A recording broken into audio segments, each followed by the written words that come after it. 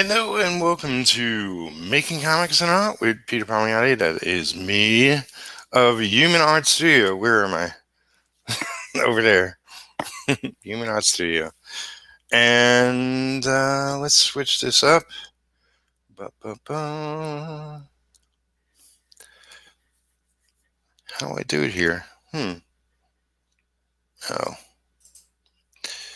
Do-do-do-do. I don't know. Neffarious, welcome.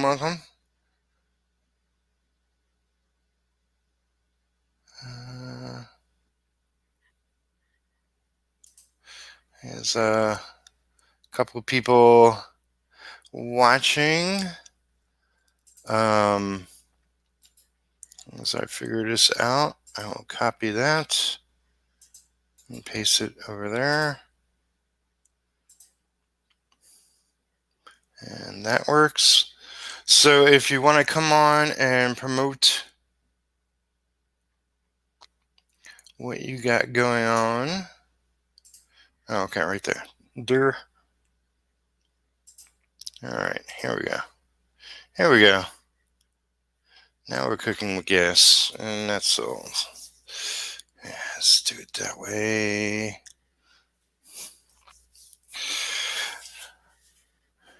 All right, I got a few things off the bat I want to talk about.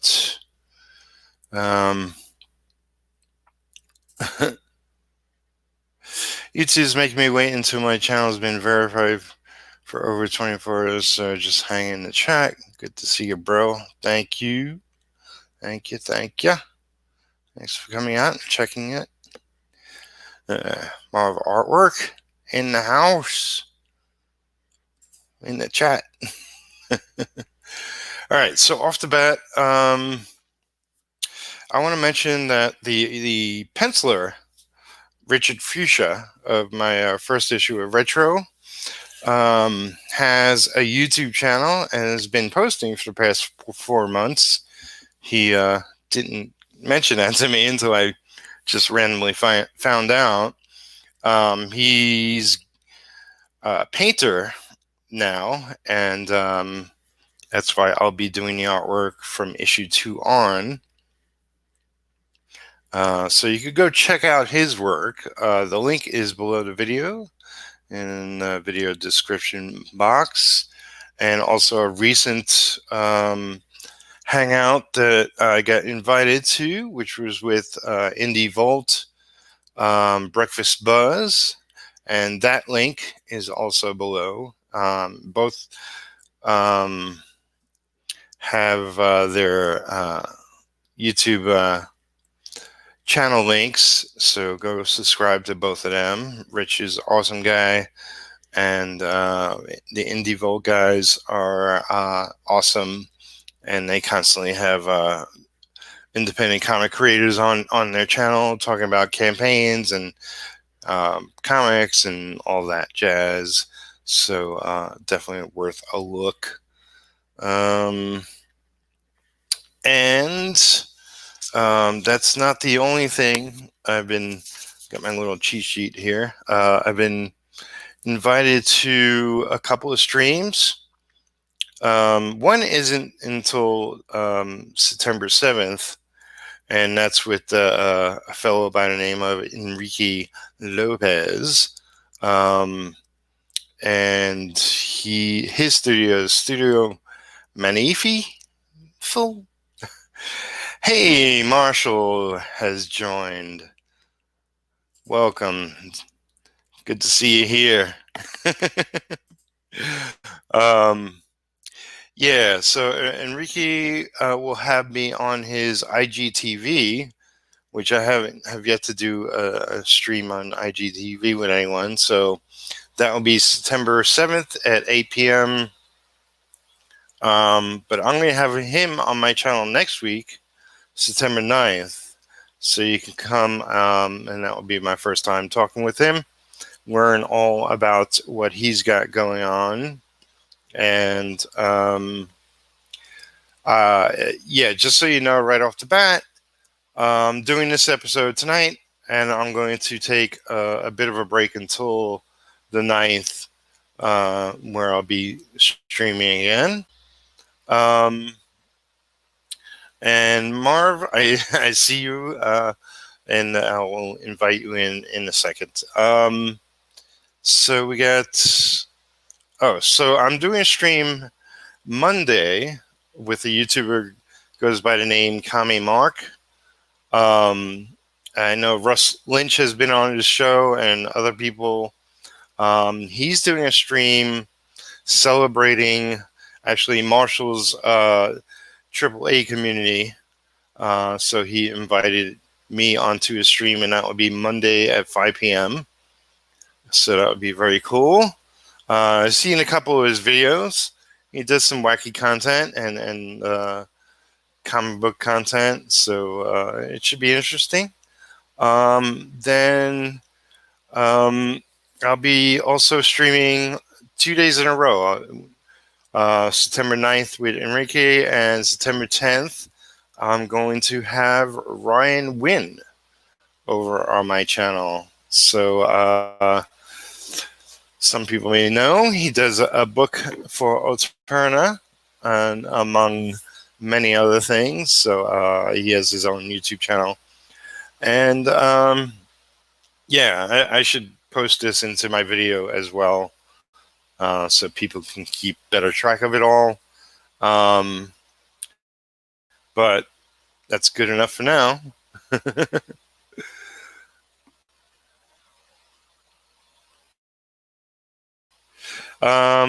So the for Monday stream is Kami Mark, COMMIE, as in communist. And that's his name. You can probably look him up via his name, but I'll put links into the video description box afterwards. So I'll provide those links. And who else is here? Woo! Yes. All right. So with that business out of the way, let's get to working on comics. Oh yeah, let's do it.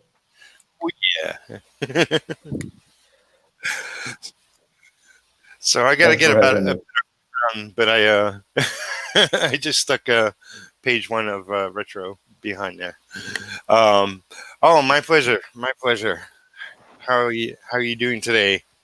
Yeah, I'm doing great, thank you. I'm on vacation, so I'm working late. It's 1 a.m. here in Portugal. Everybody is sleeping, even the dog. Uh, Yeah, and I came here to say hi and to see how you're doing in your comic. I've been away a little bit because I had some stuff to do, and yeah. So how is retro? Retro's moving along. I'm sort of jumping around page wise. But since I started my comics and art series, that's pretty much what I've been doing here is streaming and inking retro. So it's really motivating for me to do that. I don't always have a big crowd of people, but a lot more people watch it afterwards. But knowing that people are checking out, keeping tabs on what I'm doing, Yeah. it's very cool. And definitely, I want to mention that thank you everybody who has subscribed recently. My subscriptions are going up and up and up. I'm trying to get to 1,000. So if you're not already, please subscribe. As Button always, up. yeah. As always, definitely hit the like button because you dig it. Yeah. And tell people, share the video out. Oh yeah.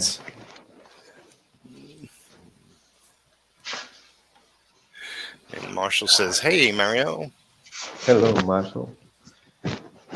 I haven't met Marshall yet, but I wanna meet him. I'm dying for meeting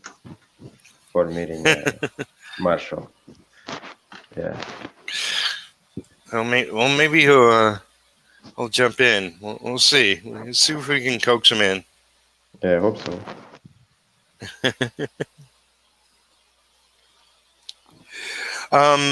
So here's a question from Christopher C. Do you plan on crowdfunding retro? Well, as a matter of fact, I have partially a year ago, and this book is running late, but um, a year ago, more than a year ago, I did a Kickstarter, and I did a really short Kickstarter because that's all the time I could afford when I did it, and um, got it partially funded. So that allowed me to get more work done on it, um, and pay some money out. Um, but there's still a lot of work to be done. Um, I'm planning on getting the inks done this month, come hell or high water. If I have to, um, you know, really just for the remainder of the month, do just that to get it done, then that would be the case. I do have a lot of other stuff I'm working on, but I could push some stuff aside, just so I make sure I make the deadline of getting at least the inks done this month, and then I can focus on production and other stuff next month. Um, I want to get this book out this year, come hell or high water. So yeah, I did a very short Kickstarter. It was only for 5 days. Um, I got, between that and a couple of people afterwards, I think it was like 84 people that pledged, and I will print copies and ship to them first, and then I plan on going on Indiegogo and not only doing another crowdfunder to finish financing the book and printing and shipping and all that, but to also get a lot more people to pledge and hopefully grow the retro audience tenfold. So I do plan to do a lot longer campaign on Indiegogo. Now that I got, I've been part of a few, but that was my first campaign, and I learned a lot. Um, One thing for sure is like going forward is like I never want to be in a position where I don't have the book done. Yeah, It's just the way things worked out, but um, so that's why I plan to get it done, then do another crowdfunder. Hopefully, maybe like with actual reviews that I get to tell, sort of promote that people have checked it out and they don't think it's half bad. We'll yeah, see. So you want to promote your book, yeah. Mario? Yeah. Thank you. I'm redoing some panels because I'm not happy about what I've done. I've been invited to make an anthology, and I'm using my comic, The Sin Killer, to promote my comic with that anthology. I can talk about that now because I will have to kill you all if I if I talk about it. It's top secret by now. But my comic book is called The Sim Killer. It's about a priest who goes to the Vietnam War. This is the Sim Killer. He's got a raven, dead raven, and a dead Doberman. He was in the war. He was raised as a priest, and then during the war, he understands the full power of his abilities, uh, and can raise the dead and give them powers. But at the end of the day, he realized that his power is too much for a human being to handle. So he gives the power to a Doberman and a Raven, and they hunt the bad guys. Uh, Michael is the dog, and Gabriel is the Doberman. They hunt down the bad guys. They bring them to John. That's the character's name. To John, so John can bury them alive, and then they have some fun. They wait to the guy to come out of the grave, and then they hunt him down, and they punish the bad guy afterwards. So Gabriel will bring back to life his dead flock. They all dead, but he opened his wings, and his flock comes out of him. The same with Michael. Michael um, have the power to bring back the dogs that he killed when he was alive. He was a fighting dog, so we bring back the dogs from the other side, and then they hunt down the bad guys. And here is the sin killer telling Yeah, them to hunt. Yeah, that's a little wacky, it's but it, it let's see. sounds really cool. I like it. I dig it. Thank you so much. Yeah, and I Yeah, love the artwork you've been doing with it. That you post thank you. on Instagram. Yeah, I'm been a little away of social media. Uh, I've been away with my wife. We took a few days. Well, I mean, I'm taking some days off from work, and this weekend, and the next week, I'll try to finish the comic for the anthology, and then I'll try to do more so that I can make crowdfunding next year. Let's see. Let's see. Awesome, awesome, awesome. Thank Yeah, it's also.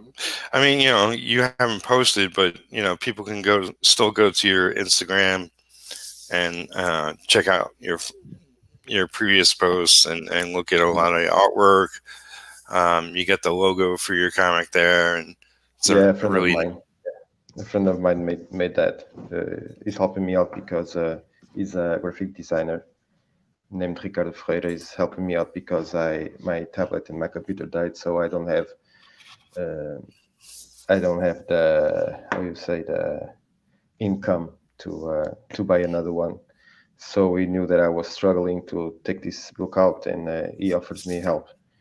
He made me the logos, the two logos. He's gonna make the everything digital. So he's gonna make the lettering. He's gonna make the flat coloring. He's gonna do everything else, and he's made the logos, and he's gonna make the the, the hats and the t-shirts. We're gonna see awesome. how. Yeah, we're gonna see how it's gonna work. He's really good, cool guy. Yeah, he's a comic book fanatic too. Awesome, awesome. Yeah, I got to get into. I want to put together some stuff to um, make into t-shirts. Do some t-shirts. Do some branding. Here's Yeah, my here's my comic book logo in the upper right corner. Has Comics Dude. It'll be the name of it for people yeah, to that's go cool. check out. That's really cool. Comics too. That's awesome. Yeah, that's Yeah, cool. I had that one made. That cost a pretty penny. Thanks very Darren much. Close has showed up. Nice work, guys. Thank you so much. And Itchy is here. What is up, Total Excellence? And he says, cool logo. Dude. Yeah. I wanted something a little different than just your average comic book name, so I added the dude. People will remember that. Yeah, like Bill and Ted. Yep. They used to say dude all the Uh, time. it's funny. I got to post it one day. On YouTube, there's a video with various movie clips, lots of different movie clips from movie characters saying "dude." So Hmm. it's a whole video of people saying "dude." It's funny. Um, and Christopher C says virus masks are all the rage these days. They Yeah, certainly are. I'm not sure if I'm going to go that way, but I definitely want to do T-shirts. Um, yeah. T-shirts are very important for marketing. yeah. I want to do T-shirts with my logos, both of them, with the retro logo, um, and you know a good character shot with Yeah, retro. yeah. I'm working on a T-shirt too. Let me see. This is one of the drawings that I'm thinking about putting on a T-shirt. So yeah, that's the Nice. thanks. That's the one of the one of the one of the T-shirts that I'm working on, and it's a panel. I'm gonna use a couple of panels to make T-shirts. Maybe this one too. I Cool. don't know if I'm going to put this one and this one definitely. I'm going to put this one. That's Ah, the awesome. that's the main image of the Sin Killer and the guy coming out of the grave. That's gonna Yeah, be a T-shirt. Yeah, yeah, that would be very very cool. I think Gabriel panels are. Redinger. Hey, Gabriel. uh, Hey. yeah, he made it. Awesome, awesome. You know, I posted it at the top of the chat, and I'll post it again. If anybody here wants to come and join us and talk about their comic, or perhaps Indiegogo for Doom Barbarian, then Yeah, you're more than welcome. That's the point of this episode. Um, Marshall, Itchy, Darren, Christopher, Nefarious, um, come hang in the stream. We don't bite too hard. no, no.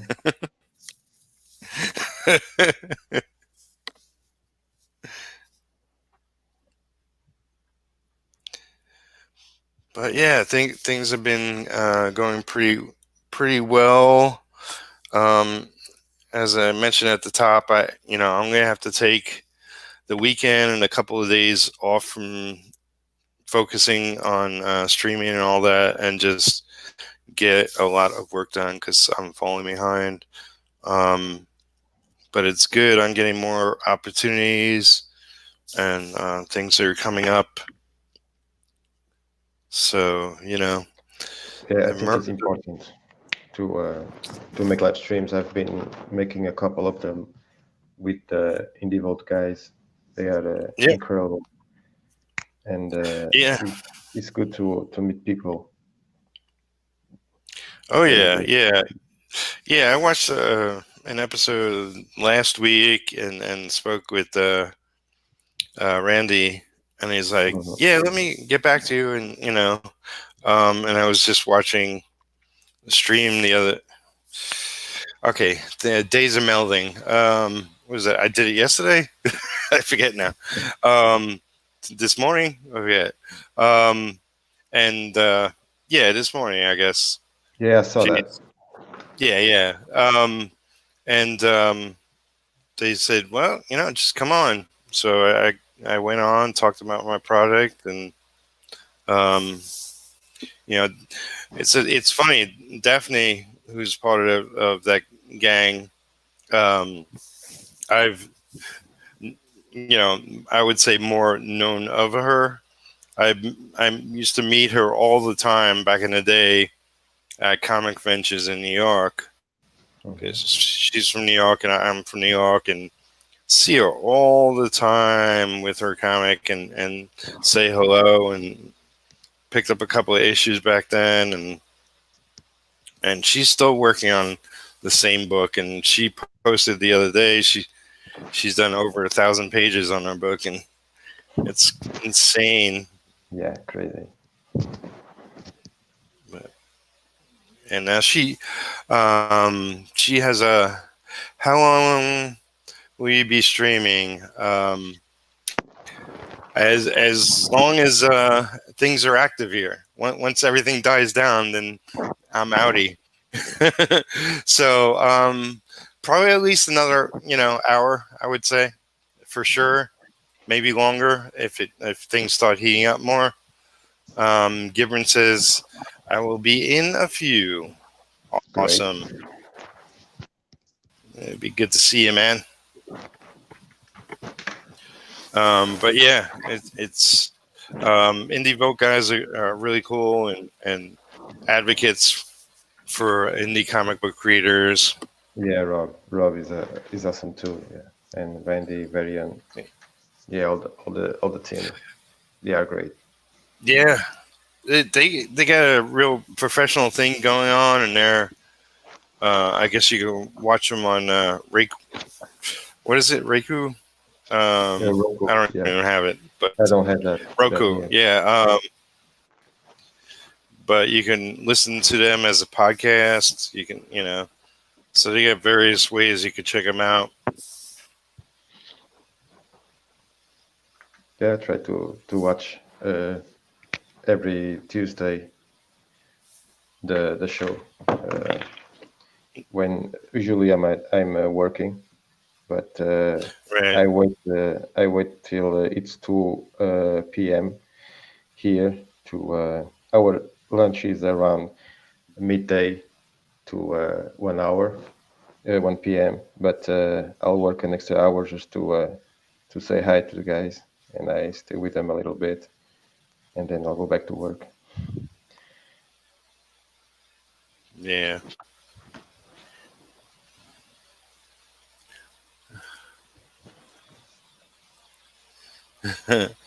So Marsh says, running a few errands, but if there's a chance, I will pop in. That would be awesome. Great. Yeah, You should walk around town and like come onto the stream from the man on the street.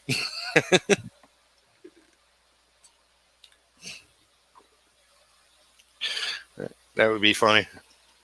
Oh, and here's Abe Sapien. Welcome, welcome, welcome. hey Ed. Yeah, me and Abe are going to be working on a small little story together, along with Lucifer Storm. Yeah, Lucifer. Yeah, great Yeah. guy too.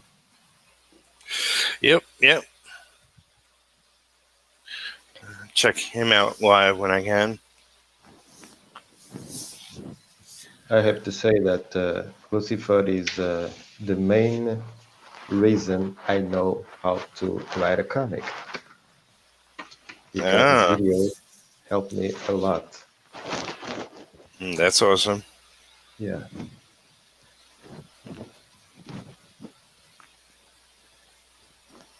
because I was screwing around and I was getting frustrated a lot because I didn't know what to do with the. I had the idea, but I didn't know what to do with the story. And then watching his videos, I was able to really put a path in the story, and he really helped me a lot in that matter. So I'm grateful for that. Abe says, "Tell me you're bidding, Peter. Do you mean kidding?" No, we're working on a story together. Unless I'm confusing you. with somebody else. But it's an anthology or a complete comic. Yeah, yeah. It's nothing. It'll be like next year. We'll talk about it. But a lot in the wings. Trying to keep busy, and I want to collaborate as much as I'm able with other people. I sort of want to shift from working with people to collaborating with people, meaning, I take inking gigs on and whatnot, but if I could shift my income from what I take on inking for others and shift it into, you know, working with other artists and writing, that would be phenomenal. Yeah, unfortunately, I don't have time to do more than what I'm doing now because I go to work at 7 a.m. I go out at 3:30 or 4 o'clock, but I have to rest my leg. My surgeon said that I was getting worse, so I have to rest more, and I might have to go to do another surgery again on my right leg. So I Oh don't know boy. what to do. So I try to rest the most I can, and I'll try to finish my comics. So I don't have time for do more. Yeah, I mean that's understandable. You know, it's like I currently have a I would say a semi day job. It's not as consistent as I would have hoped, um, and you know, I'm just pushing lately, so I don't have to have one at all. Because Yeah. frankly, it just screws me up. So Abe says, "Nah, just a play on the Star Wars line." Haha. Yeah. Okay.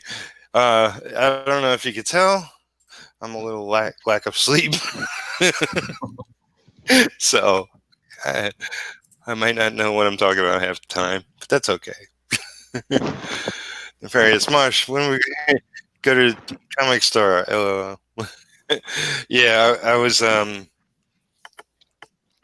Marsh's stream the other day, and he was talking about possibly being able to stream in the street, and I was like, yeah, you should you should stream going to a comic store and checking out what's new.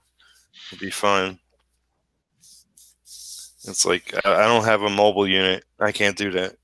I do have a cell phone, but haven't connected it to anything. So yeah, I don't know if I want to try. There's nothing in town that's worth checking out. Yes, I'm here. It's like it's a small town, Kentucky. There's nothing here. There's trees. Now, if I was back in New York, that would be a different thing.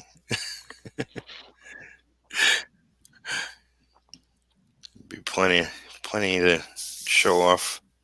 I used to walk around New York all the time.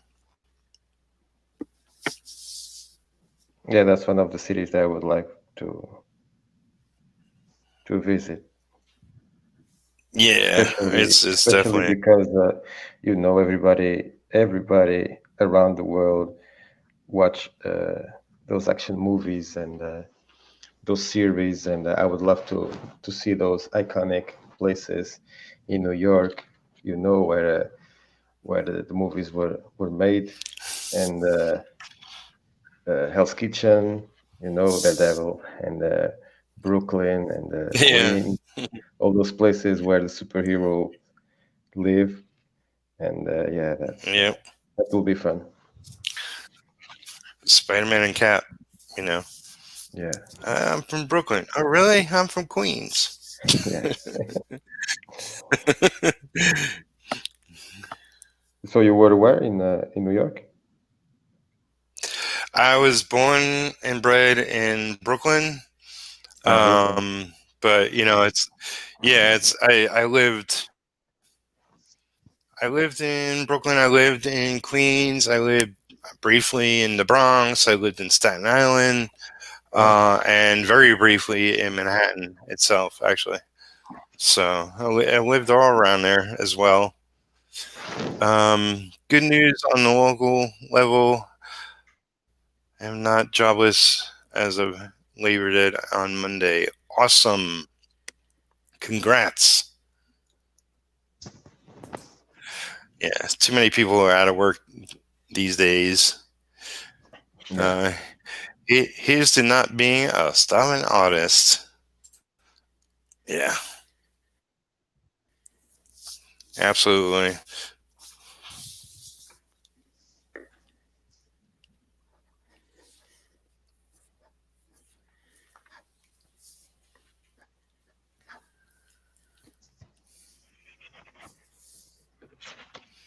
So, as mentioned before, I think there's more people watching than in the chat. Um, this is open stream today. It's for people to come on and pimp their comic. So I'll throw the link in there again. I'm trying to poke everybody that's in the chat. Come on, Abe. Come on. Oh yeah.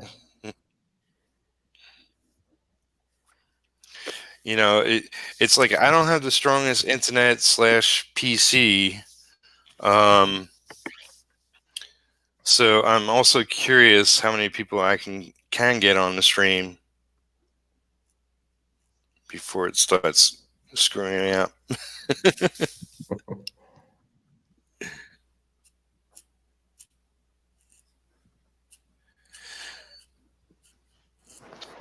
But yeah, this my series here is comics and art. Oh, here we go. Here we got people. Let's see this place fall apart. Gibran. You got Oh, Gibran. that's great. Hey Hey, man. how y'all going, guys? Hello. Great to see you, man. Hey, How you doing, Mario? and Hi, Pete. hello, What is up? welcome, Total welcome. excellence. And we got Itchy. Oh, Hey man. how you doing, Itchy? Welcome. Well, thank you for welcoming, dudes. I know that my name is the most complicated name you'll ever find in the internet. I thought it was going to be cool by having a 5 in my name because it's supposed to be an S, but it's supposed to be pronounced Ichthus. But it's all good, dudes. It's all good. Oh, say it one more time. Well, Ichthus? Don't worry, I'll Ichthus. Well, you can tear my name up too. Everybody's going to do that. So it's okay. What, Gibran? Yeah, come on, now say it wrong. Okay. That's it, I'm leaving. That's it, I'm leaving. No, I'm just- Oh man. So how's everybody doing, dude? Well, I'm doing everything great. is okay in this side of the ocean. Excellent. so everybody's working? Gibran, you're working? Yeah, I got a little working on some of those Jurassic Jib pages because right now I have Doom Barbarian on Indiegogo Live, guys, and if I can hit the $3,000 stretch goal, it's going to unlock another mini comic, and that mini comic is Jurassic Jib Hunting Safari.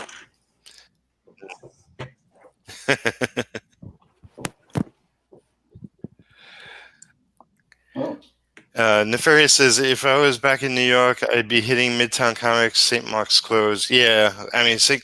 Mark's closed a while back. It was definitely a shop I always went to.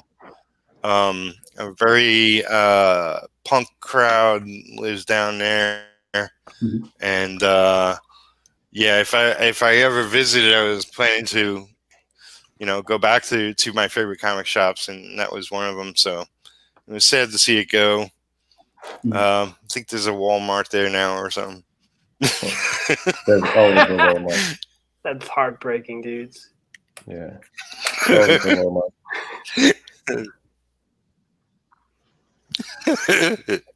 You can go into that Walmart and buy Red Rooster, Peter.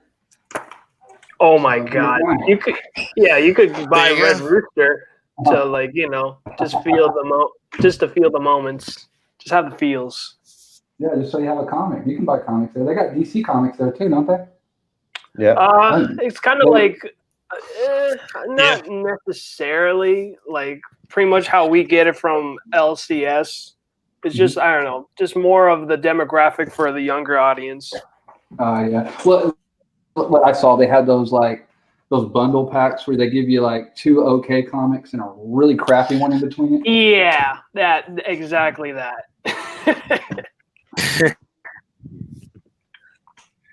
But they also had the 100-page books where there was one news story and then reprints in the back.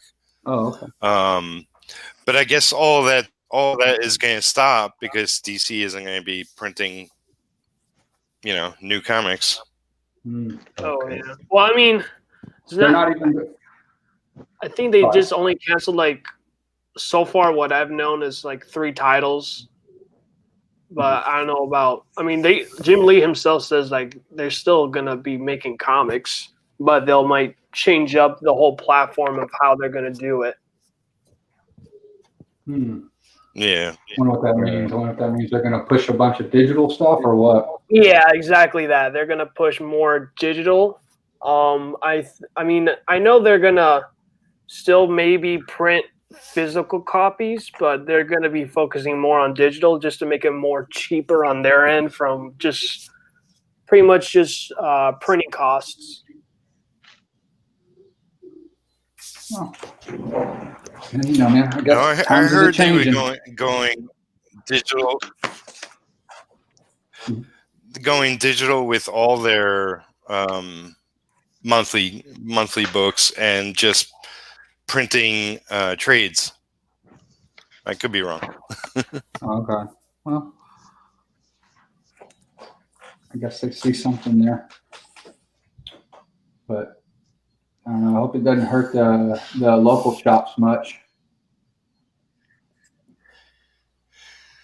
I think it's not going to help. Christopher C says Pro Wrestling Gators versus Retro. We got to do that one shot. Is that Christopher C's book, Pro Wrestling Gators? I sound interested. I love pro wrestling. And that's even how I say it. There's no G in wrestling. Perfect, Chris. I know I'm saying his name wrong, but Neffarious says Itchy 5, however you pronounce it. That's a fishy name, he says.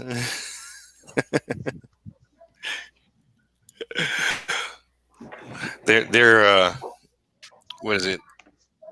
Discord buddies. Yeah, I needed him to say it again. Man. Are you on the AAA, Gibran? No. Do I need an invite to get into that? Or can I just bust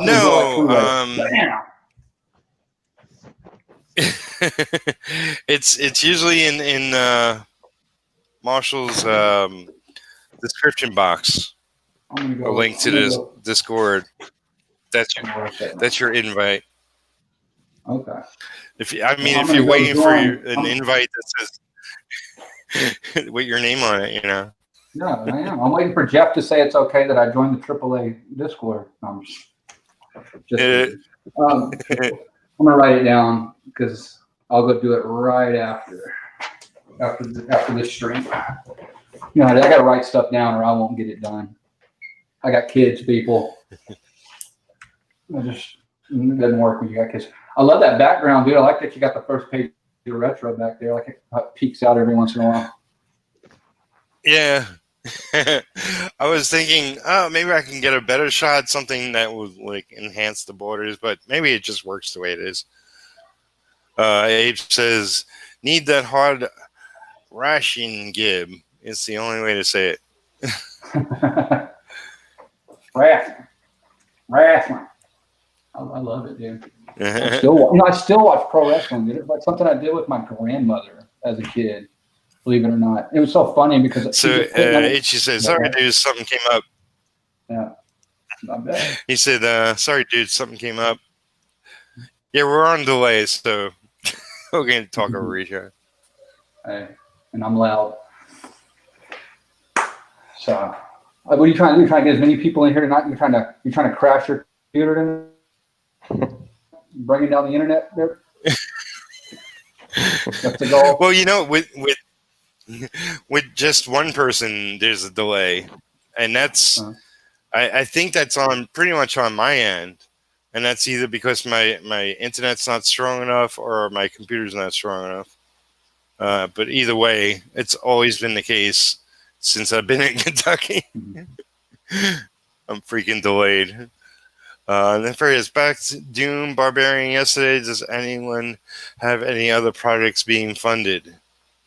You could go check out Russ's Leech project. Russ isn't here, but he's got a project also on Indiegogo called Only Death Can Save Us. Yeah. Yeah, it's a Bronze Age style comic, by the way. Very pretty. Very pretty. Do you want to take a moment and share your campaign and talk about it For sure. while showing it off? Well, yeah, I'd love to. Let me go ahead and pull that up real quick.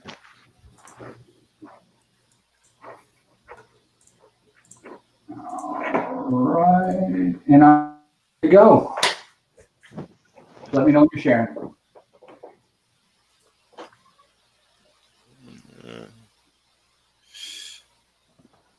There you go. All right, guys. Doom Barbarian is a sword and sorcery in space with a punchline. I've got 27 days left. I've got a fixed goal of $1,500, and we are 26% funded, which I am thankful to everybody that has pledged so far. Thank y'all so much. I'm going to go ahead and read my thing here. Doom Barbarian is a 60-page sword and sorcery in space with a punchline from wasteland planets overrun by magic to overpopulated planets consumed in tech. Doom Barbarian and his six-eyed techie friend Tug are galactic bounty hunters looking to find adventure and make a few bucks along the way. Have they bitten off more than they can chew, rescuing a slave girl from one of the galaxy's most worst villains? All right. So with this book, it's 60 pages, and it's going to come with 2 mini comics. It's going to come with Bar Fight and Tales from the Dead Night mini comics. And to get those 3 books is $25. All right. So let me go ahead and show you Doom Barbarian here. This is Doom Barbarian. This is him. We've got Tug and the girl who doesn't get named until halfway through the book. Well, she reveals her name halfway through the book. But and this is a comedy. Yeah, she reveals a lot more than just her name in this book too. Yes, and I like to say this too. It is this is like a vacation from reality. I'm trying to write this almost kind of in a kind of like Spaceballs. Like oh great, I just lost his name. What's it? I can't get his name out right now. I should have it written down here. Oh my God, Mel Brooks. It's like a Mel Brooks movie. I kind of have it written like that. That's my goal. Kind of where everything's a joke on itself. Everything's a punchline. You know, nothing's getting taken too seriously in this book. So that's my goal with this.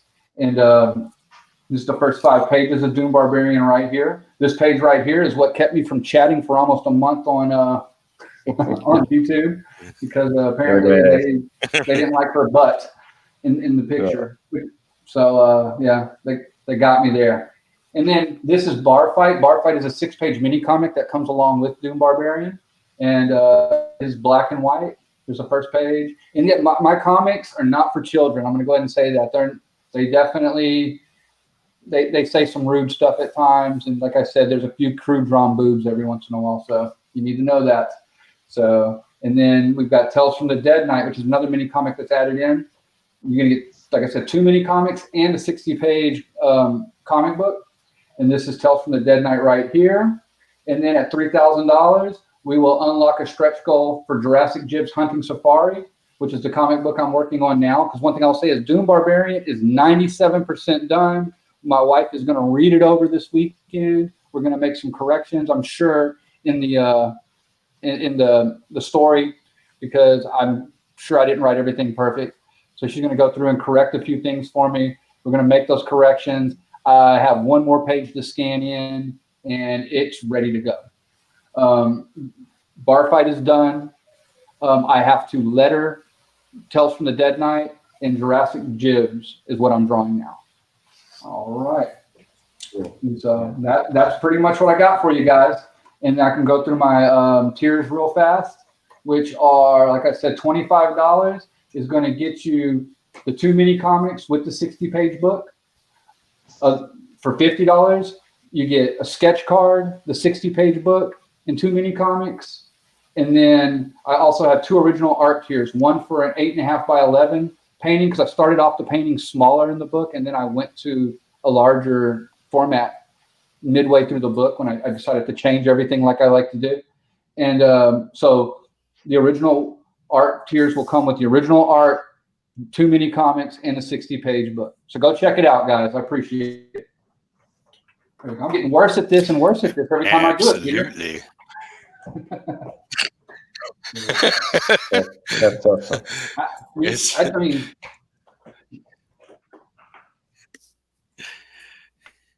there we go. So Nefarious says local shops are not in a good spot at the moment. We were just brooding over that yesterday.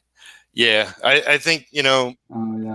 we as independent creators have to step up and give them a hand, and get our books into every shop, and that will help them out. I think comic shops should stop focusing on Marvel and DC and focus more on independent comics. Yeah. And promote us. They'll be better in the long run. Independence. Yeah. Better comics, original stuff.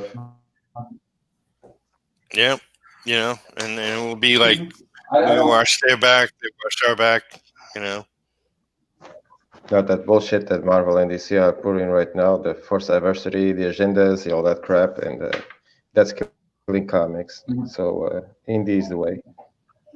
and I don't, and I maybe it's just me. I say, if they want to do that, that's fine, but they should just do create some new characters around with that safe space stuff, like they were doing. That do I like it? No, but can I live with that? I can live with that more than them changing around characters. Like Iceman doesn't need to be gay. Around with that safe space stuff, like they were doing. That does that mean? You look at that more than them changing around characters again. Around with that safe space stuff. Your son is not okay. Yeah, I think you got that. Marsh is got back. that. Oh, Abe. Yeah. He'll figure it out. You got that. I don't know what that. Marsh is back. Oh, Abe. Yeah. He'll figure it out. You got I that. don't know what that. Marsh is got back. Turn off the stream in the back. Randy's here. Yeah, if you get the video open. Randy Siplon. Trouble showed up. Yeah. What's up? Want to add to the chaos and come on? Yeah. Everybody's welcome. Yeah, It'd be incoherent stream. Let's see. But I think we're good at the moment. Oh yeah. Mm-hmm. But welcome, Abe. Once you figure it out. Welcome. You For sure. keep the Come studio. on in. Have a seat, like Randy says. Uh-oh. Let's see here. Looking something up real quick. Yeah, how many more days is it closed out? Randy, did your campaign finish? Oh yeah. Looks like it's closed. It's in Spanish here. It's supposed for this project. No, I It's think in it's still open. Spanish. Well, I don't know why it does that to me, dude. It always wants to put it in Spanish, and it asks me if I want to translate it in English. It's like, oh, I only know English, so that might help me. Yeah. It's like, how many beers have I drank? Man, I don't think I can read this. Let's see here. It looks like it's still running here because Randy, if you don't mind, Randy Zipline does have freaky faces. He's got a monster trading card set going right now on Kickstarter, guys. So I should go check it out. Anybody else got something I can blabber off about? I'll sell everybody's stuff but mine. I'm good at selling everybody's stuff but mine. That's why I have Pete. Pete does a great job at selling my stuff, though. Thank you, Pete. Randy says 10 more days. 10 more days. And he Well, then says get in here, man. It's in English. Yeah, come on in, Randy.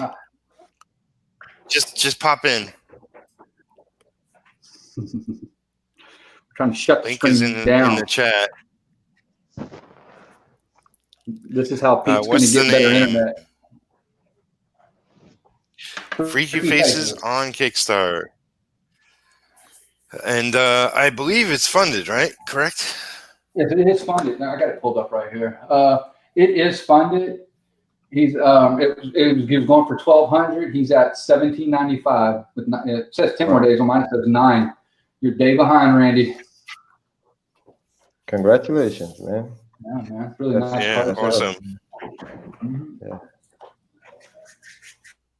So we got. Well, I just pledged to Doom Barbarian. And thank you, Peter, for that. So we got Doom Barbarian, we've got Retro, we've got Sin Killer. And what are you working on, Abe? Is Abe with us? He's muted.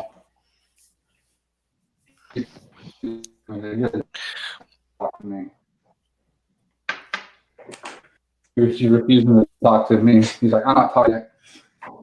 I understand. People seem like they don't want to talk to me all the time. You know, like I said, I made a video today in dedication to Jeff Shed. Yeah, I like your latest video. It's hilarious. Randy says I'm at work. I can't. I'm trying. They won't mind. What? They won't You mind. don't have a real job. Yeah. You don't have a real job, Randy. You hanging out at a boys' club. We know that. Tattoo shop. This is why I don't work at a tattoo shop anymore. You see how I treated it. It's a boys' club. I'm going to do what I want. No longer working. He apparently takes tattooing a little more seriously than I did. Oh, by the way, like in regards to Doom Barbarian, I see it as a very like heavy metal-ish story. You know, it's like I grew up on heavy metal magazine, and you know, there's definitely a sense of fun with their stories and nudity and language and but it's all just fun and adventure and mystery, whatever the theme of the story is. Like even Bernie Wrightson had his own comic there. I forget what it was called, but it was like some spacefaring like captain guy. It was pretty hilarious. Like I guess if I was gonna like pinpoint that style that I got going on with that thing, it's like a very crude Von Bode kind of thing going on. You know, I guess that's how you say his name. Is it Von Bode or Von Bode? You know what I'm talking about? You just said the same thing. Bode or Bode? Yeah. But I'm I leaving say here. Bode. I'm out of here. Is it Bode? I'm out I of don't here. know. You're hurting my feelings, Pete. You're hurting my. You know what I'm talking about? Don't get upset. I'm crying over here, dude. Yeah. I'm crying. Real tears, Pete.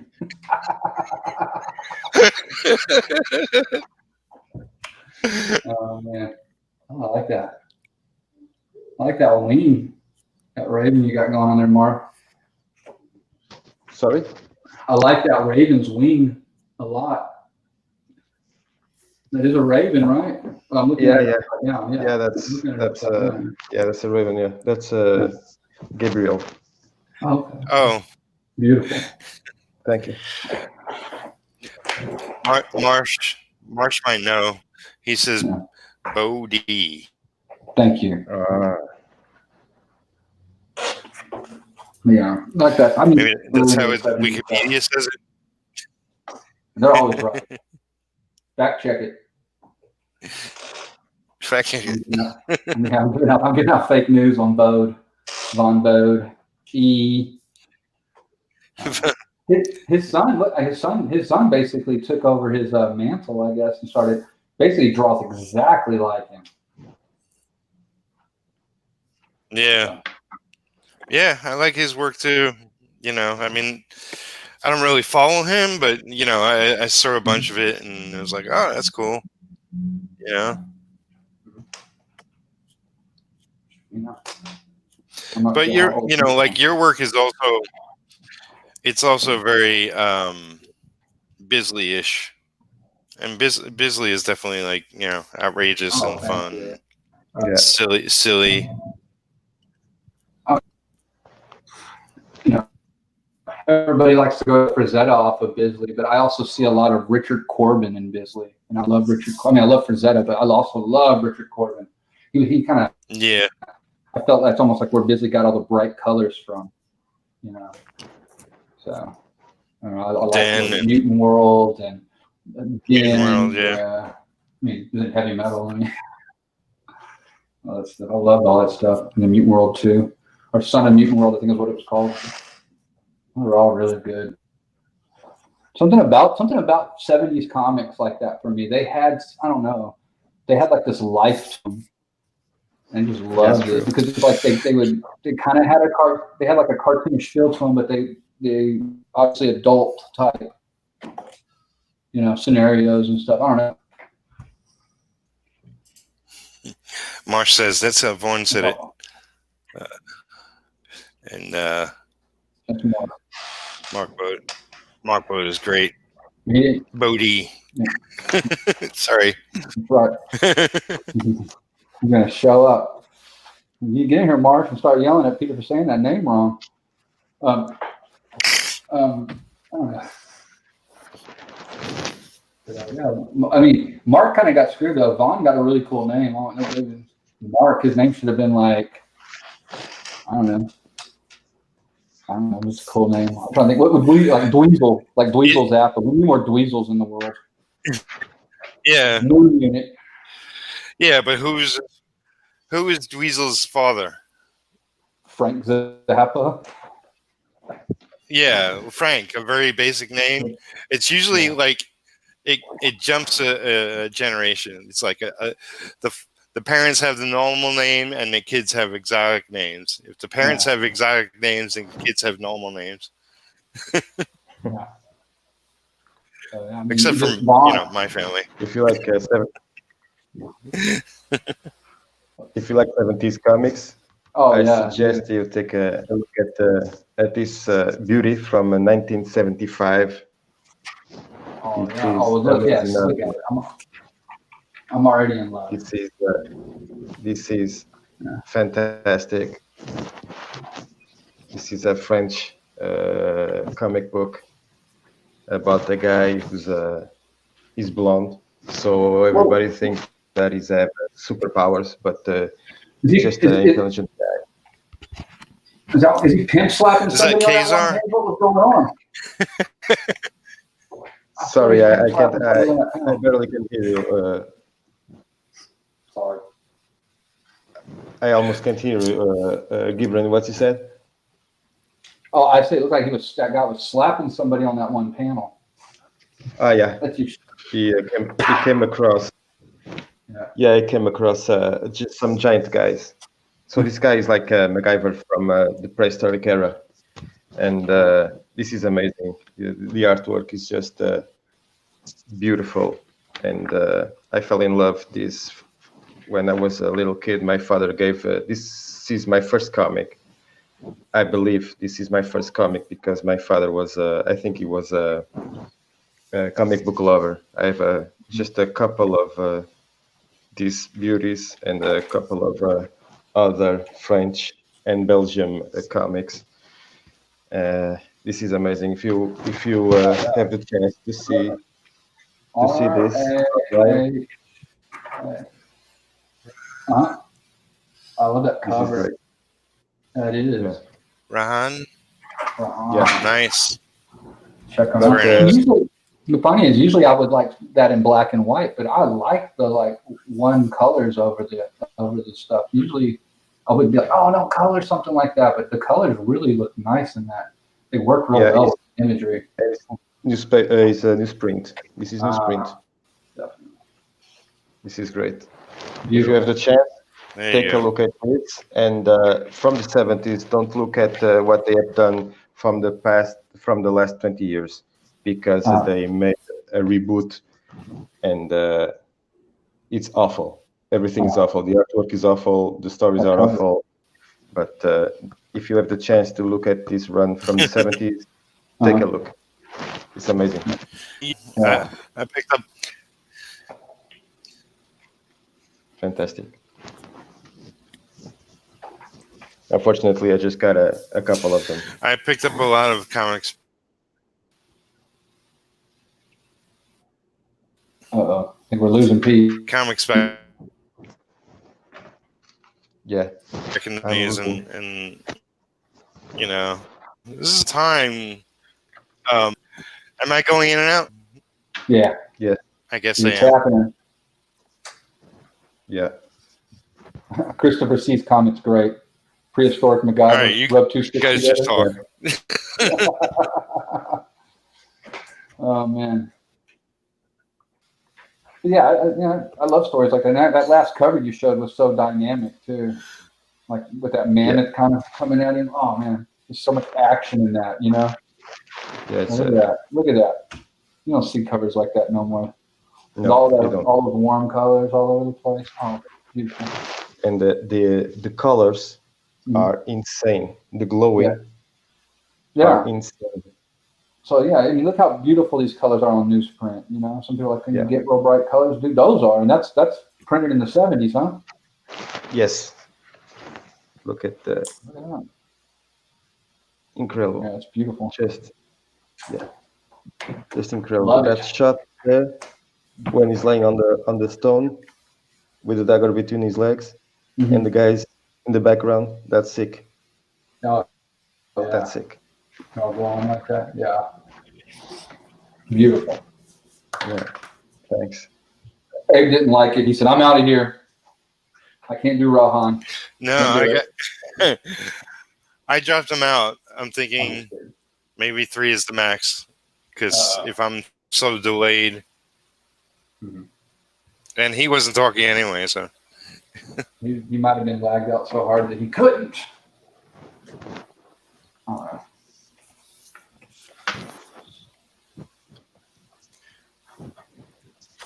Okay. So Marshall was talking about this the other day, but Keanu Reeves has a comic book on Kickstarter. Have you seen that, Gib?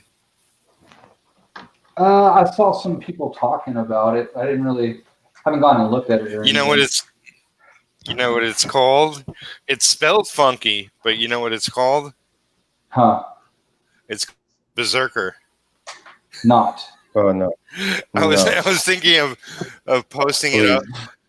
I was thinking of posting it up on in the Arcasters and spelling it the way he spelled it, and then putting NOT after it. Yeah. Oh my God! If you don't do that, you know I'm going to. Oh man. You know I'm going to. I'll be like, I'll send this right to Jeff and be like, Jeff, did you sell it? Oh man, that's bad. Oh. See, because that's the other thing is Jeff's going to build this shed forever, so he doesn't have to get back in another live stream with me. It's like, no, bro, I'm still building the shed. Please leave me alone, Gib. I should have never got on a live stream with Gib. I'm just kidding. He's like, man, how many sheds you building over there, Jeff? Oh, this is my sixth one. Like, dude, it's been 3 years, dude. It's handcrafting the whole thing. Yeah. No, but I mean, he's having it insulated, obviously. It's going to get so cold down there. I was wondering, I was like, is he going to insulate this thing right now? And he sent that picture of it insulated. I was like, you better. It gets cold in Colorado. It's already getting cold in Colorado. Yeah. But it's looking good. Oh, yeah, it's looking nice. I thought it was going to look more like a Hobbit house, but what did I know? I'm just kidding. Neffarious is a berserker, just like from Kirk's. It's is it BRZRKR?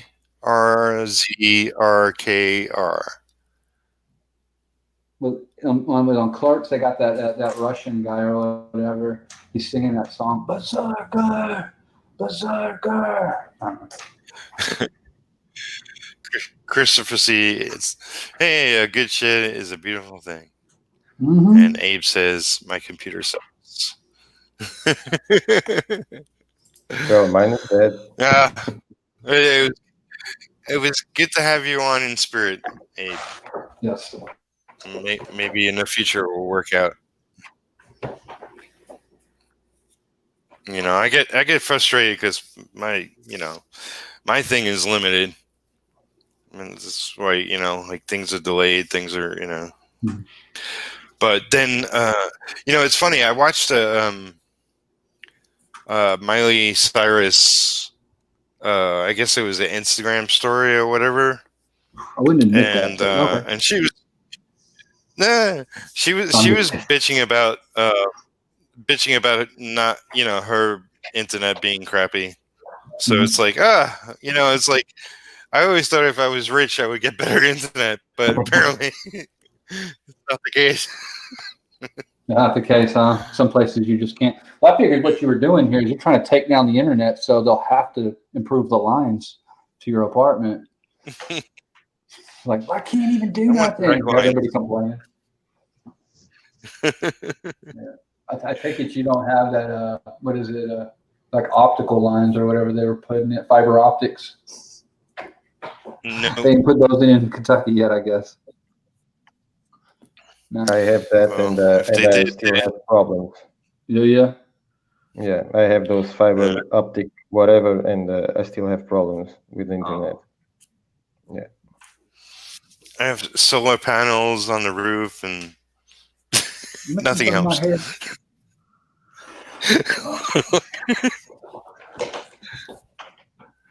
Oh man, yeah, I know. I mean, that's a good thing. Is usually I live in a semi-decent sized town normally, so I usually have decent internet. Usually I'm in a college town. That's what's on now, and you got to have good internet. These kids got to play their video games, so score. That's right. Especially right now when no one's going outside. Yeah. So anyway, I'll admit why I watched Miley Cyrus. She had a new song, and I was watching that. Then I just went over to a couple other videos to check out what she was up to. And she's got a bunch of Instagram, streams that she did posted on her YouTube channel. And man, her natural voice is a lot deeper. Like she smoked a carton of cigarettes or something. Yeah. Like what the? I thought she had a lighter voice or something. Yeah. Well, I'm sure over the years of belting out, those notes, I'm sure it stretches your vocal cords to some extent. Over the years, like these metal guys and stuff, like they have to like take breaks and stuff. And with it, what's his name? Dave Mustaine got like I think throat cancer or something. I'm sure, because I'm sure it's a lot of that when they're singing, all raspy like that, and you're like stretching the chords out. Because I was in a couple of like metal bands back in the day when I was real young, and you would have to sit there like before the shows and just try to blow your voice out to do the show. And what we do is we take that chloroseptic spray, we numb our throats out, and then basically sit in what's called a green room and just scream at the top of our lungs for like 10 minutes before we went on. So you'd have that, you know what I'm saying? So you could really belt out that stuff.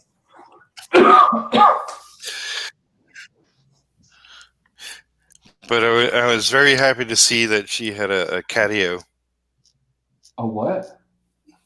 Which is a catio. It's a patio made for cats. Oh man, you're building, ain't you? Pete's building this out already. He's calling Jeff over. If you do that shed, come over and build me a patio, Jeff.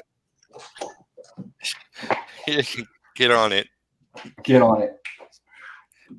Throwing Indiegogo money at a catio. Catio. People I need my catio. This stuff. Yeah, man, cats are living better than me. Oh crap. Yeah. Well, it's just a good way to kick them out of the house. There you go. I'm gonna have a chicken-o. I'm gonna get me a chicken-o going. Pretty much chickens on my mind. Be beautiful. All the chicken poop. But yeah, catio, Miley Cyrus. Last thing I've seen by any of them is I saw that Billy Ray Cyrus rap song, that country rap song. Tell me y'all saw that. Yeah. Oh my gosh, that was like looking at a car wreck. No. Amazing. No, I haven't seen it. Yeah. Oh, you're missing out. Missing out on the world. Yeah, I stop at the 80s and the early 90s in the music. Today's music it's not my thing. I continue to listen. I was listening to Boston before I came here. Yeah. Well, nowadays a lot of times I'm in it for the train wrecks. So I do like go listen to a little bit of that stuff, trying to see what's going on. I mean, come on, when Billy Ray Cyrus cuts an album, I'm there, dude. I got to be pointing and laughing. I need that in my life. Come on, this is the man who like popularized the waterfall moat. You need to see what he's got going on. He's on the cutting edge of crap. And I want to see it. Yeah, exactly. Yeah. Well, hey, somebody's got to be the leader. I'm working on it. I'm gonna take Billy Ray's place. That's my goal. I'm gonna be a country rap star. Country Not rap. Not really, but we can say that. I know I can't rap, man. That's one thing I can't do. I just cannot rap. Yeah. Yeah. I can play some country music, though. It's a skill. You can rap. Is that what you said? I said it's a skill. It's like I thought Mario said he could. I've done. Oh, Mario said. Sorry. Did you? No, I was saying that I had a heavy metal band back in the 90s. Oh, I had heavy metal. I was a bass guitar player, and when you were talking about the voice of the lead singer, mine used to drink whiskey for his voice. Mm-hmm. Yeah. Well, at 18 years old, I've done back in the day. Sorry. I used to do a little bit. But it was just like goofing off with friends. Rap? You know. You used to sit. Let me imagine. You used to sit on the stoop. You used to sit on the stoop in Brooklyn. I'm imagining this in your Adidas jumpsuit. Turn on the fire extinguisher, set the boombox out, drop the cardboard, pump the beasties, and get it going. On my skateboard. There you go. I can see it. I ain't gonna lie, dude. I used to do backspins on cardboard as a kid to all sorts of crazy music. But always that damn Beverly Hills Cop song. Bow, bow, bow, bow, bow, bow, bow, bow, bow. Yeah. Great song, Doing that some one. cardboard right now. You keep it going, Mario. Yeah, that's a great one. That's a I'm great going. one. Right. I'm going into the city right now. Oh, my back! I'm just kidding.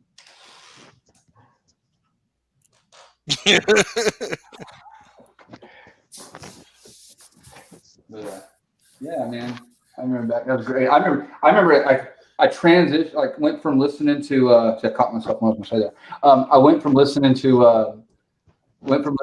like that type, like rap and all that type of like I guess it's straight hip hop, and I started listening to metal, you know. But I never lost the beat. I never lost the jam box, dude. I just started listening to metal with it, and walking around. Cause I went everywhere with that jam box in like late '80s, dude. That was the thing. You know. Nefarious says, I can write bars, lyrics, but don't ask me to perform anything. Rap's actually a fun writing exercise. And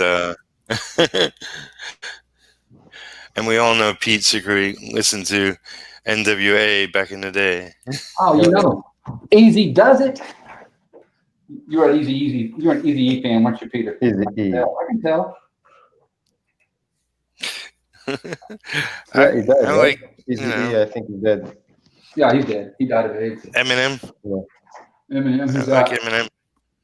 I don't like Eminem.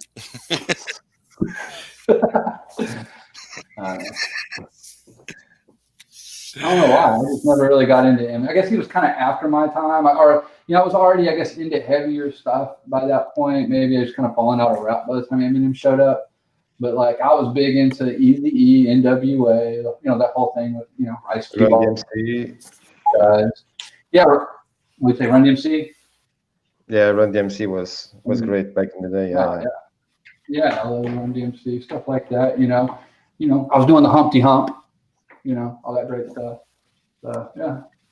Today they just take some samples and fuck a good music. That's what they're doing right now. Yeah.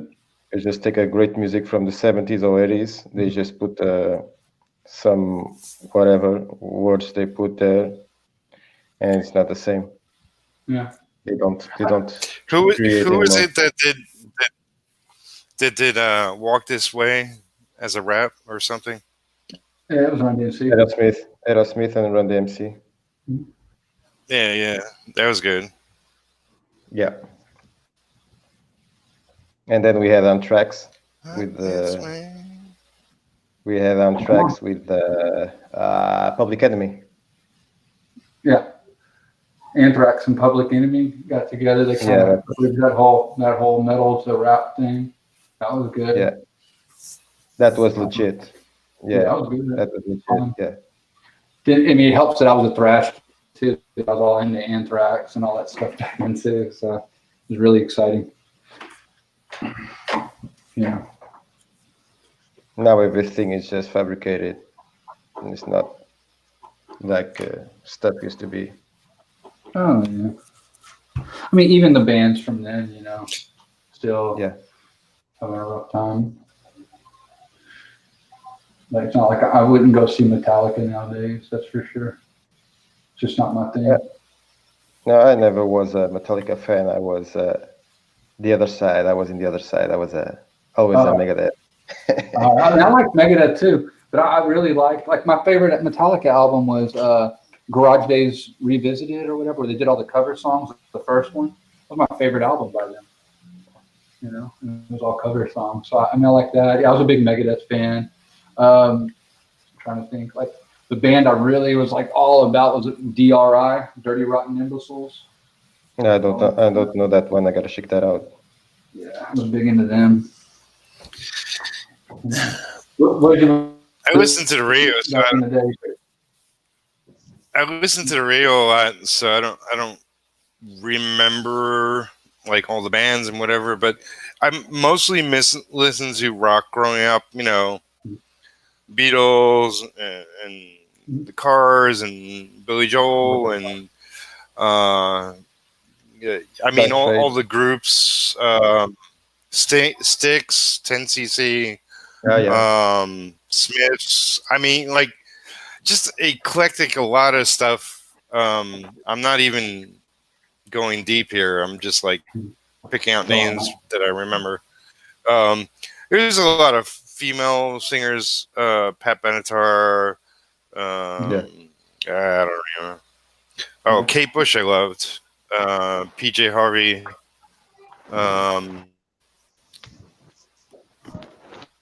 Yeah. Like I was a big Cars fan. Like I don't But, know, I got that one new song up. I mean, you can probably tell that I'm a pretty big Cars fan. Yeah, they were good. It was Devo. It was Devo back in the day. There was Kraftwerk. Just I was like, you know, a lot of strictly rock stuff, but also the alternative stuff. I loved Human League. Right. You know, everything like really Pet Shop Boys. You had Prince and the New Power Revolution back in the day with Purple Prince. Rain. It was excellent. Yeah. What about Tears for Fears? Y'all like them? Tears for Fears, Crowded House. I loved Styx, Foreigner. You know, all those bands at the time. White Lion. Genesis. Yeah. Great. They're kind of getting into the arena there. The what? Yeah, music with arena rock bands like Genesis. Yeah. Song off the big arenas there at the beginning. It was like the big thing, like Kiss. Yeah. Kiss. I mean, my first. They never told me. They didn't live right next to you. I don't. In New York. Yeah. I don't know. I think New York area or something. Maybe. They all said it. But my first time. This first time I went to a concert was Meatloaf. There you go. You know, off his Better Hell tour. And we, you know, me and my friend, I guess we were there with other friends, but we ran up to the front and we got like seats in the second row. And he was just sweating off the stage. He was like pouring sweat, you know, sitting on the edge of the seat, but belting it out. Man, that guy had a voice.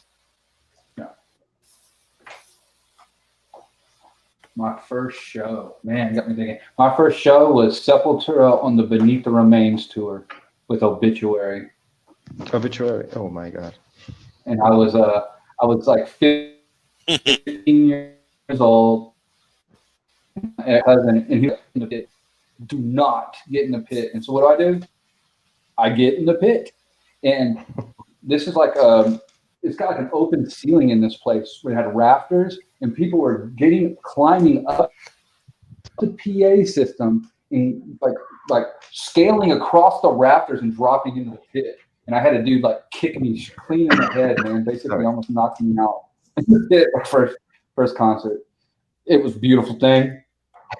It got me hooked. Yeah, I never was into a concert. Never went. I just saw on TV. That's what got me hooked. Because I went to that Sepultura show and I was like, I'm doing this. I'm gonna be on that stage. There's no stopping this. Yeah, so that's what kind of drove me to music. Gibbering. Oh, it happened. Gibbering on stage. Yeah. Oh. You can imagine you see how I am with this microphone near me. You can only imagine, dude. Woo. I believe it, man, it's like I know I came here to see the band, but yeah, it's the full up there. No, yeah, dude. Well, I was usually end up being the singer. A lot of times I play guitar, so I was in the front, and Oh, we did fun. We had cool stuff. I was in a band called the Box Cutters for a long time, like an Austin band around here. And we would do stuff like we would dress up in the Adidas jumpsuits and like pull one leg up like LL Cool J, you know, and play punk songs and act a fool. And then I would dress up like the Unabomber and we'd play shows. We had a good time, man. It was fun. Yeah, we'd act a fool, dude.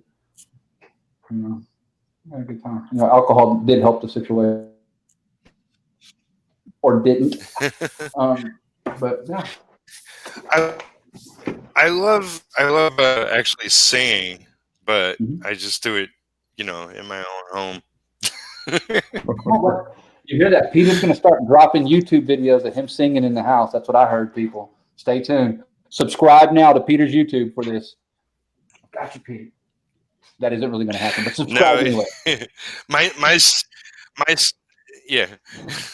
My singing is I make crap up. That's fine. That's what I do too.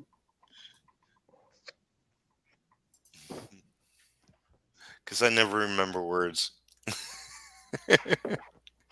Christopher C. Paradise by the Dashboard Lights. Oh, yeah. Give you and I would have been friends growing up. We can be friends Give now. you and I would have been friends growing up. Just think, it could happen now. Yeah, it can happen now over the internet. But yeah, I don't know, man. So as soon as all this stuff opens back up, it's going to be hard for me not to get back into a band. I'm back in my home area, you know. I'm like right outside of Austin, Texas. I know a lot of people, you know. So see what happens. I mean, I still record stuff and have a good time. I can't help it. Yeah, you'll have to do like those Zoom hangouts where you'll have, you know, the different members of the band all in one Zoom chat. You just sync up and play. I think Marsh is in the background. I think he's in the guest room. Ah, he just appeared. Howdy. I guess we'll invite him in. Mashed potatoes. Hey. I got wonton soup. Hey, Mark. Hallelujah, man. How's it going, Mario? Welcome. How you doing? Hallelujah. I'm meeting you today. You're what? Yeah, you made it in, man. It's looking good. I see you made a lot of progress since you started. Yeah, thanks, man. It's great to knowing you at last. I've been waiting for this for a long time, man. I've been an admirer of your work for a long time, man. For a couple of years already. Well, I think we're admirers of each other's work. I like your stuff too, man. I can't wait for Sin Killer.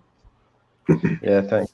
Can't wait to. Let's see how this anthology will go, and after that, the comic.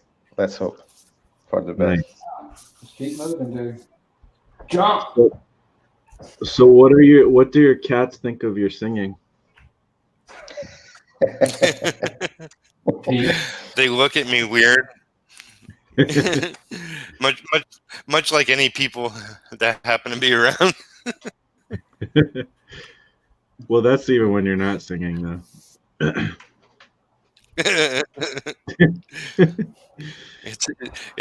It's not behind my back. It's right in my face. It's in front of your back. Hey, we got a rapper in here now, though, because I know Marsh can rap. I've heard him. Yeah. On some of his You videos. heard me. Yeah. On some of your videos, your older ones. Yeah. I deep dived you. What's that? I said I deep dived you. I'm just kidding. I just watched some older videos. Hey, I appreciate it. I wonder sometimes if people watch the old stuff sometimes. I'm trying to think of what they were called. Something the Locust. Shadow Locust. Locust. Shadow Locust. There it is. I love that name. Yeah, it is pretty cool, isn't it? I didn't make it up, but I think it's cool. Really cool. It's almost like a kung fu movie or something. Mm-hmm. Very, yeah. Kind of has that Wu-Tang feel to it a little bit. Yeah. Which actually the original, especially the original music, it's Christian hip hop, but if there were any Christian hip hoppers that had like a Wu-Tang vibe, it was us. Gotcha. Cool. That's who I was trying to think of. Wu Tang. I lived in Staten Island for a while, and a lot of people were telling me Wu Tang used to live here, and here, I guess, and I was like, well, that's before my time. Yeah, Shaolin, as I they got a call it. Wu-Tang story, but I don't know if I should tell it on your show. Everybody's gonna leave. I say this story. So, but yeah, I've met I've met the handlers of the Wu-Tang. Basically at a recording studio that I worked at. They were there, like rehearsing at it for a show they had. That's they had me cool. run out. You work at a studio or something? Yeah, I worked at Music Labs here in Austin for a long time. Oh wow. So yeah, it was fun. I wasn't a recorder. I was the grunt. Music, right? I don't think I've heard it yet. Yeah, you're missing nothing, Marshall. You're not missing. Yeah, I do music though. I have some music on my page. I put it up here every once in a while. I gotta hear it. More. Yeah, it's like I put up a song recently called "Witch." So it's like more the Cars kind of sounding, more poppy with synthesizers. Oh, nice. I definitely want to check that out. Yeah. And you put that with the chips too. That was awesome. Put it up here and play it. I don't know, man. Yeah, it's one thing to talk about a comic book, Peter. Now you're putting me on. We got more than one skill. Yeah, I'm not making a fool of myself. Hey man, you got to do it all, man. Share everything. Yeah, that's the problem is when you try to do it all, Marsh. That's where the problem comes in. You start running out of time. Especially when you got that's these true. Here, let me do some digging. Although I've been finally getting ready to do some music again, and but it's going to be comic related. So I'll be back in a minute. Yeah. So is it going to be like a? See, I thought about doing that for Doom Barbarian at one point in time. I was like, I'm going to do a soundtrack, and I'm going to, Mm-hmm. That's exactly. The problem with music is I get so lost in it though sometimes that it's just yeah. And that was a big thing happening with me. I was like, when it was like time to run the Indiegogo, it was like I started writing music again. And I don't know if I was writing music to get away from running the Indiegogo or what. But yeah, I started going out and I finally had to back. I was like, I'm gonna do this whole album. And I had to like, whoa, back off of this, dude. Not now. Do it after the Indiegogo. Do that first. So that's where I was with it. Yeah. It's easy, like you said, to get lost in it. I totally do the same thing. So I don't know. We'll see how successful it is, but I definitely want to create soundtracks for like every one of my comics. They'll just be like 3 to 5 song EPs. They'll probably be instrumentals usually, and I might get some help from friends. That's cool. Yeah. Cool, man. Yeah. Sounds fun. My thing right now is I'm stuck. A couple of years ago, I bought a Moog synthesizer, and it's just everything right now has to have that Moog in it. I'm just so in love with it. Hey, I'm in love with hearing people who use a Moog. That's awesome. I love synths. Yeah, are you serious, Pete? I don't know how well this thing's going to sound through this, but I can. Yeah.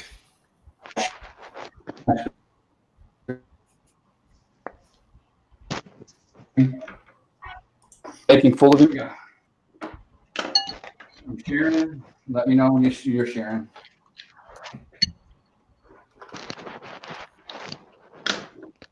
Oh, it's playing. Uh, We good? I don't know how loud this is going to be or not. Try to crank. I guess I need to try to crank this up. I'm going to take my headphones off. Hopefully that can be heard. We good? Mm-hmm.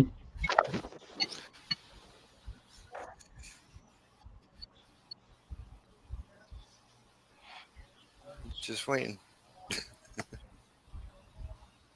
Yeah, I saw that one. With Skull. Yeah. Oh, it's very quiet. Yeah. Do you hear it at all, No, I Marshall? can't hear. I don't hear it. No, it's No, pretty low.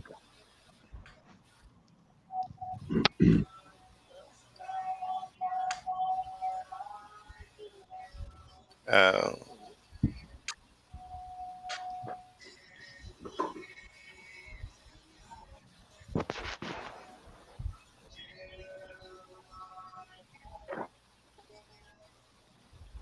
Yeah, it's really hard to hear.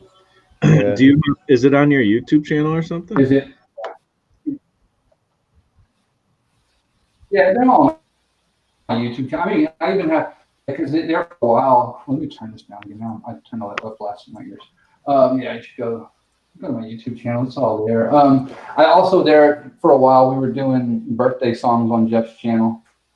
You hear nothing? Well, thanks, Randy. You're not need help. But I was doing birthday songs on Jeff's channel for a little bit too, because you can't sing the birthday song online. It was so bad. It was so bad, Marshall to leave. Yeah, we were doing because you can't sing the birthday song. It's trademark. And so we were like making our own. I was making up birthday songs. Like I made one up for Jeff, and it's got like a video with like Bigfoot's popping out behind Berserker Mountain stuff.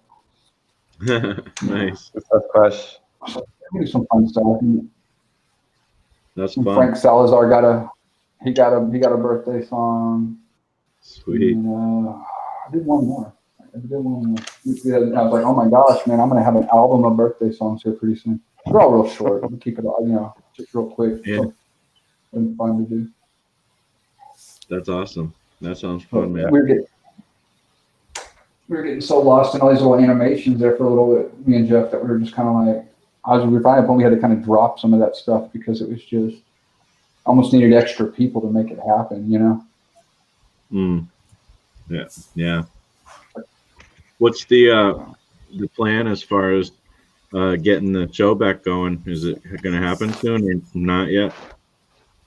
I talked to Jeff sent me a message today or yesterday saying that he knew I had the Indiegogo going and all, just kind of thank congrats and give me congratulations or whatever.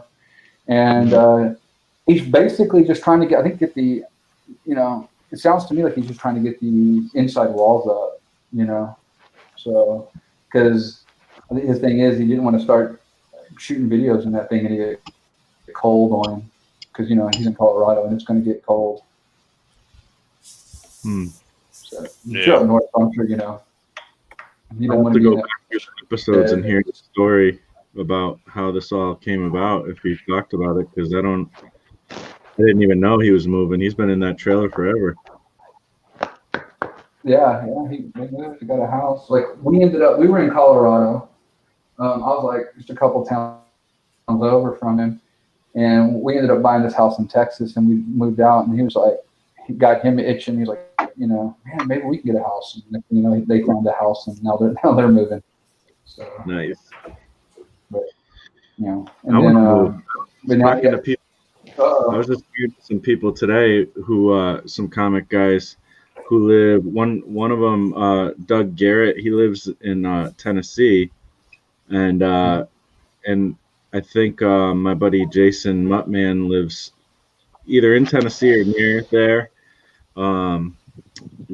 Peter lives in Kentucky. I'm thinking about moving down south.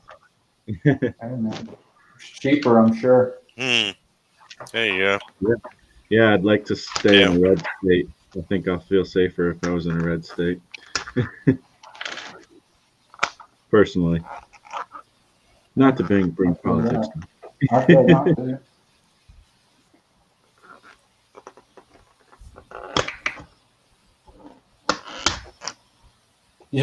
You should, no, I feel you. And man, Tennessee, dude, get in those mountains in Tennessee, all those mountains. Yeah. I don't know anything about He's Tennessee. looking for a roommate, I heard. No, I'm just kidding. My extent of knowledge for Tennessee is Arrested Development song.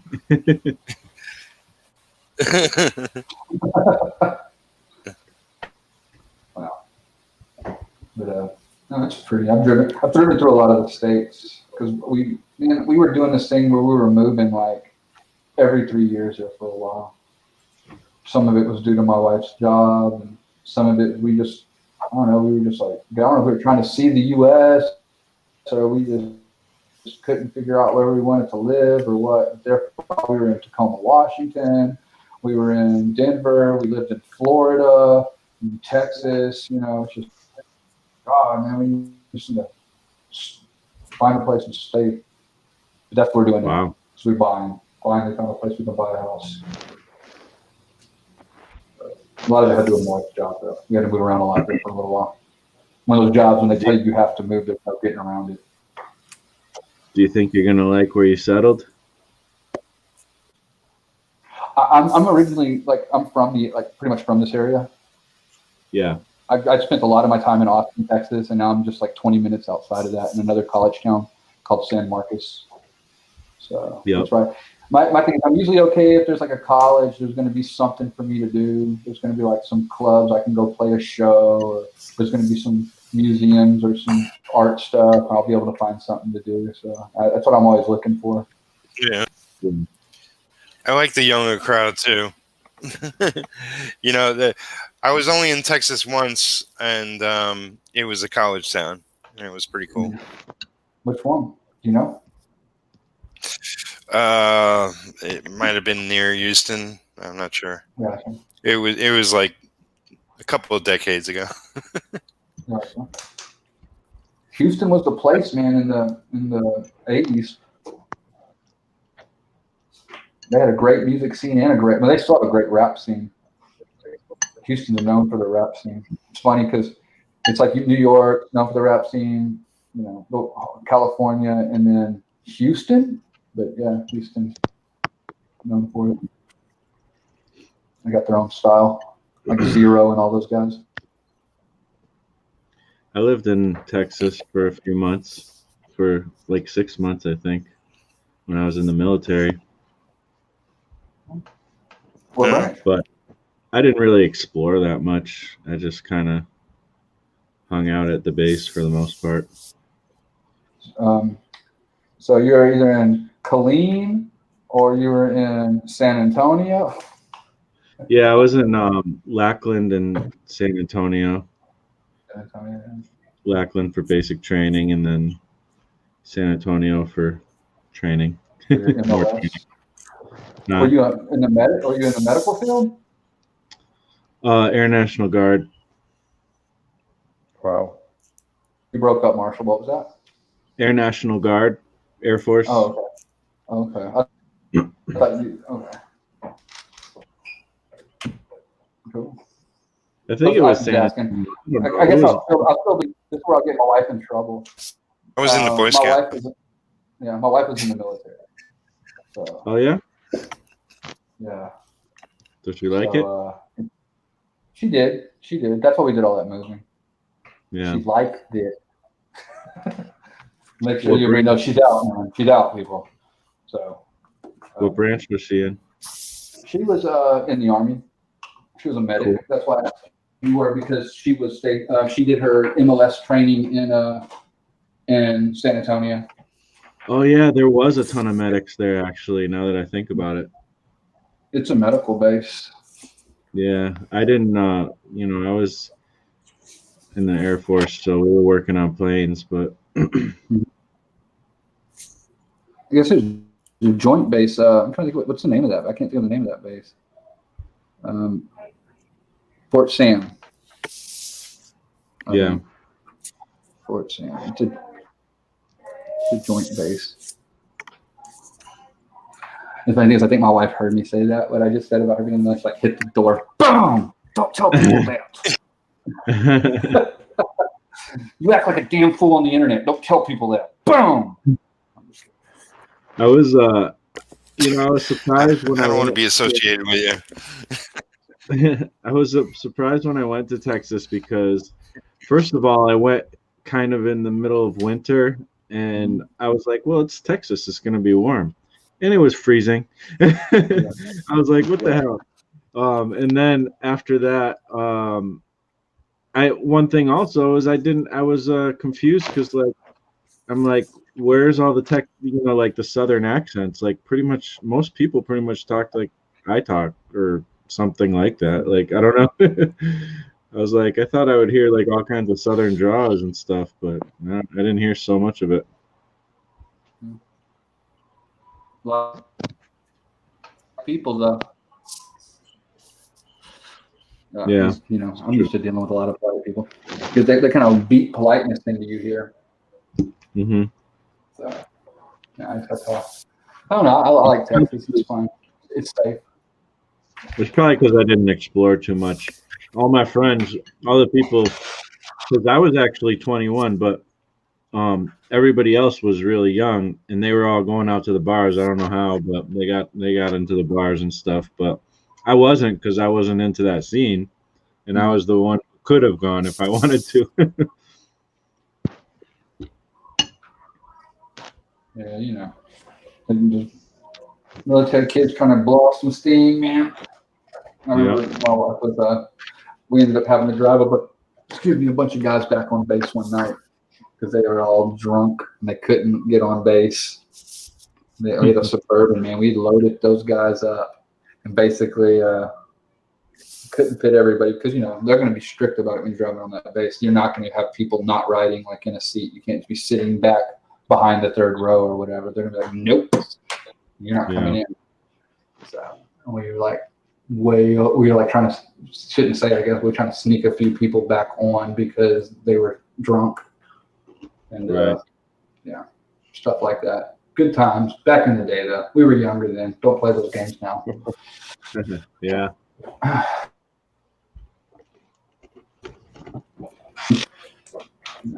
Too old for those type of games. I mean, I'll play some games, just not those.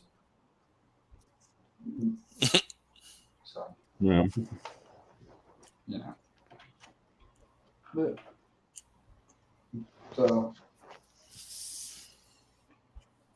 Air Force, man.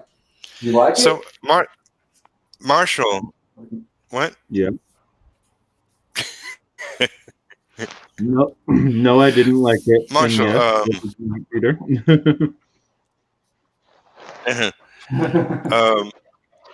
do we know anybody who currently has live campaigns I heard besides Gibber and Russ?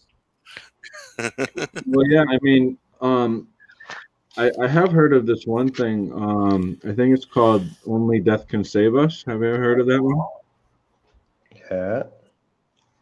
It's pretty cool. I'm actually curious to see what he's at. I haven't. We mentioned it off the top. Did you? Yeah. There's a lot of people. I mean, Clint was on my show the other day. He's got Fatal going on, which is pretty freaking awesome. That's right. Yeah. Check that out. It looks awesome. I think one of the alternate campaigns opened up today. The something of rot or whatever. What is that one? Something of rot? I can't remember how exactly what it's called. You have hybrids and Cat Dad and Supermom from Terraform Comics. I just pledged Cat Dad and Supermom today. I backed that up. Nice. Very All right. cool. Yeah. Oh, you know what? There's one I would really love to promote. It's my buddy, like I said, my buddy Doug Garrett, his Gravestone Press put one out, and I'm trying to find it real quick. It's called, let's see what it's called. One sec. It's called Otis Stein, which is really cool. It's like this weird take on like the Frankenstein monster, and the art is really interesting and cool. Like, I would definitely say check that out. Like Otis Stein, it's really cool. Just like it I sounds. always wanted. What's that? Yeah, just like it sounds. It's, Stein, just like, oh, yeah, like Frankenstein, but Otis Stein. I always wanted to do something with Dr. Jekyll and Mr. Hyde. That'd be cool. Yeah, that's one of the things that I want to do. Yeah. Is he running that Otis Stein on Indiegogo or Kickstarter? Indiegogo. I think it's a public domain, so I won't be able to. I won't be in trouble with public domain characters. Why would you be in trouble? That's what you shouldn't be in trouble for. No, because if it's not public domain, we can have some trouble. Oh. I think Dr. Jekyll and Mr. Hyde is public domain. I'll see if I can put a link in the chat. Or maybe-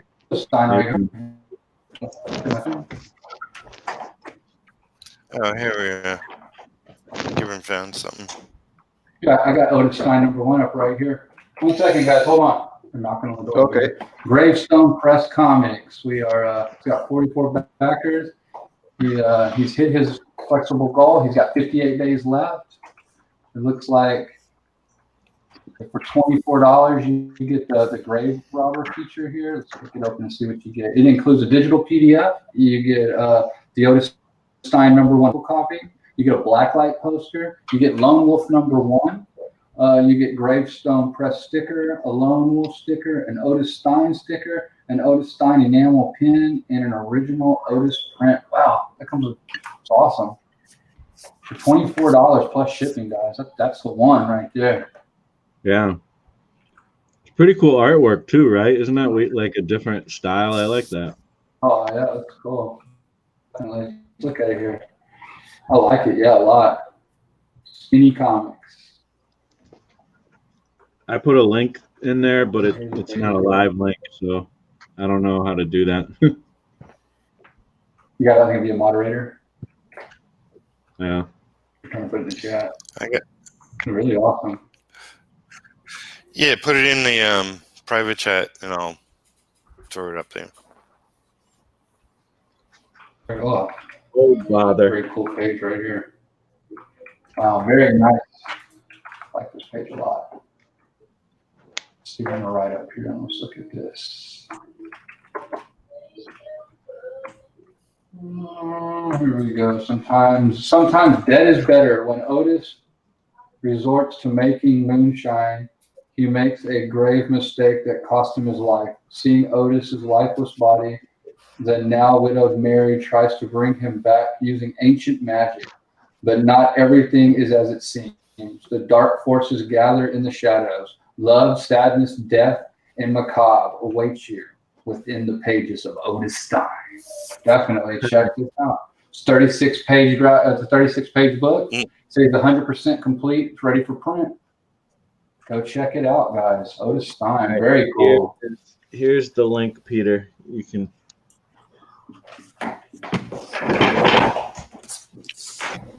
Very cool. Making me hungry. Yeah, bring it closer, Marshall. You ain't gonna give me a bite, man. Come on. What? He's like, you move the camera closer to your food. Yeah, I'm well, already hungry. I didn't want to show you exactly me eating, so I'm like, well, at least you could see my food because I don't have art here. Yeah, that's cool. I'll start Unless you're hungry, Pete. in a little bit. I was gonna ask if you wanted to check in on Russ's campaign and then check back with your campaign. Yeah, let's do it. Gibran. Yeah. Here. I had it open. Sorry, you're not getting any work done. You're our link guy. Oh, that's fine, dude. I'm like the QVC to the comic world. I get it. I love it. I'm definitely say that. That was Jeff's joke. That was the QVC of the comics. Let's see how many that's gonna say this. He's got this cool little setup right here too, man. Google's treating him nice. Yeah, let me share if y'all don't mind. Look at it. What's up, Stinch? What is up, Stinch? Hey, Stitch. Yeah, I'm doing a mukbang right now, you guys. For those who know what mukbang is, it sounds so like bad, but it's not. It's just food. Nefarious says, "Gib, when we release our book, you be the hype man. You're good at promoting other people's material." Oh, for sure, dude. I got a run in my mouth. Just let me What's know, up, man. Nefarious? We'll get to, all right, share my screen, man, and we're on Only Death Can Save Us, a Bronze Age inspired comic fantasy romp. I like to use that word romp. I like that. I like that word.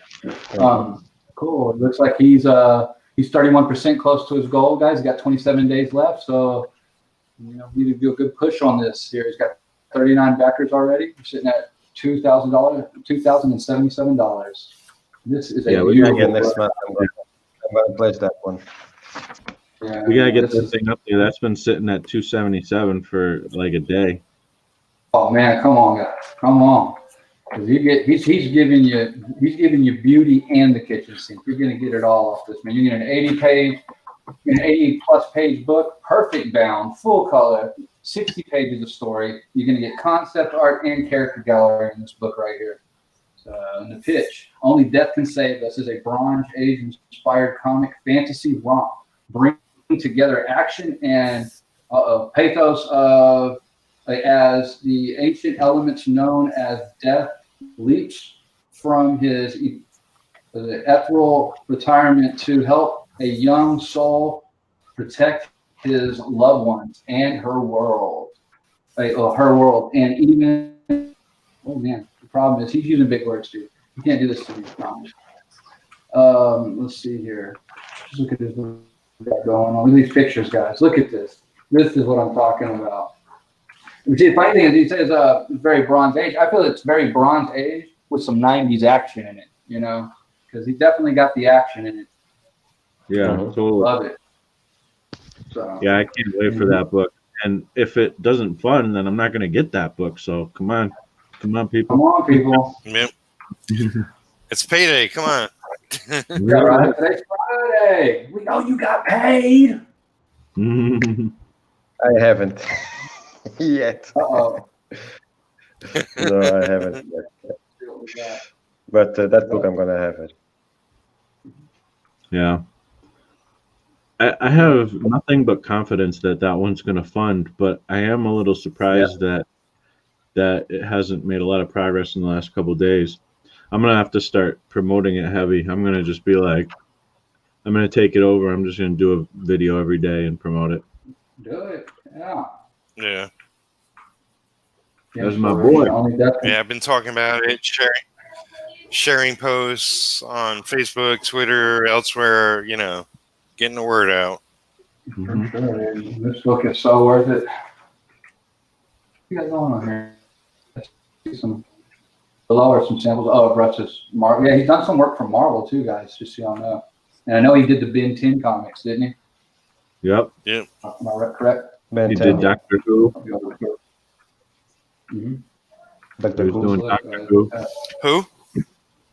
Yeah. He did Doctor Who? Yeah.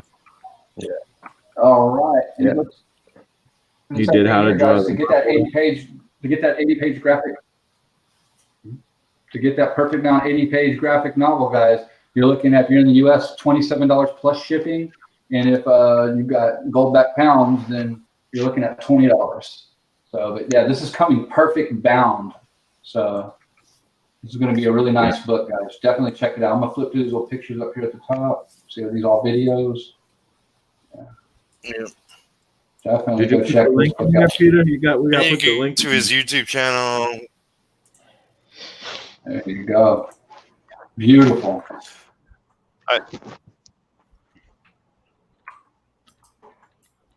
Yeah, I put the link. I put it in again. Oh, you did put the link for that. Go check Okay. out. Yeah. What was yours? Wait, don't stop now. I'm not done. No, I was looking. I pulled up another one No, that Marshall link said. is And I was looking at the other one that Marshall said, and I'm just like, wow, the number on that other one on Fatal. Woo! I don't know, I'd be nervous if that happened to me a little bit. Hold on, guys. I gotta mute I gotta mute for a second. Okay. So, Marshall, I tried can hear to myself. find you on Facebook, and I wasn't able to find you. What's that? I wanted to find you on Facebook, but I wasn't able to find you. Is it on Marshall Lee, Marshall Comics? I tried everything, and I haven't be able to find you there. Yeah, my Facebook and Instagram is He's not. closed. I've been disabled. That's true. Yeah, that's true. Oh, fuck, yeah. I forgot that. I'm only on Twitter, though, so you're on Twitter, so you can connect with me there. I'll definitely answer. Yeah. I haven't been in Twitter for a while now. Yeah, but yeah, that's it. That's Twitter. Yeah. Sorry, I forgot that. On that. We got to get your numbers up on Twitter. Mine? No wonder every time I post something, nobody cares. But I don't care either. So it's probably good because I keep like experimenting with putting like political posts, and I'm like, should I even post this? I don't know, but I just put the link in the private chat for Only Death Can Save Us because the one you posted is Otis theme.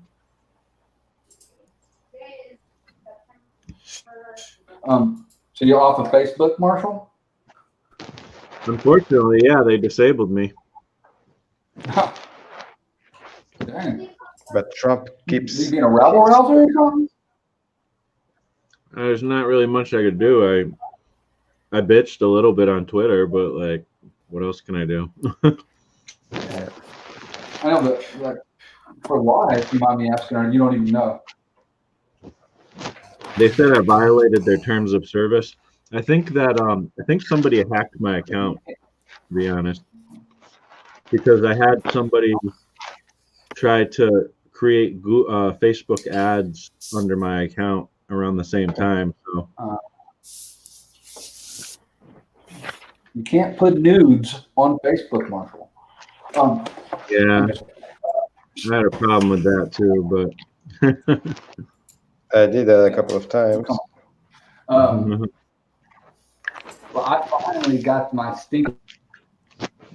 I finally got this chat thing figured out with YouTube. I found out what the problem was finally, with no help with them. What was it? And it was my profile picture. They didn't like it, even though I used it for the last 2 years and had no problems with it. When the algorithm caught it, and kicked me out with What it. was your profile picture? Had me. See if you can show it. There you go. That right there. That was my profile picture. They didn't like that. I mean, at least it wasn't Margaret naked on a cold day. Hey man, I just can't believe that they did it because they were acting like, "What's on your end? It's on your end," and I was like, "What do they mean it's on my end?" And I even made another account, which and I could do everything. I was like, "There's no way this is on my end." And then with Peter and Peter was like, "For some reason your chats are hidden, and I'll unhide them and they'll go back to being hidden." And what I found out was I was like, for some reason I started thinking, I was like, I bet you it's this picture for some reason. And I changed the picture and now I'm in everybody's chats again. So, yeah. And I don't even think, come on, it's what's going on. I mean, Where's the problem with this picture? I don't understand. Yep. Or maybe I just don't see it. So, yeah, this picture is also for selling the campaign. Want the pic? Check me on YouTube chat. Boom. Hey, Adam Lawrence here. That thing closer to that food. Welcome. Howdy, Adam. Hey, Adam. Let's see. What is it called? Doomed, but I don't know why, dude. But like, I just never can remember the name of your campaign. Barbarian. I got it open right. I'm excited about it, but every time I'm like, "What is it?" It's Doomed. Okay, Doomed Barbarian. I'm getting the link for you so you can make sure we post that in there. I'm sure my screen on talk about ramble on for a second about it here. All right, boom, boom, right here. I thought I shared the screen, no, I didn't. Bam, bam. All right. So let me good.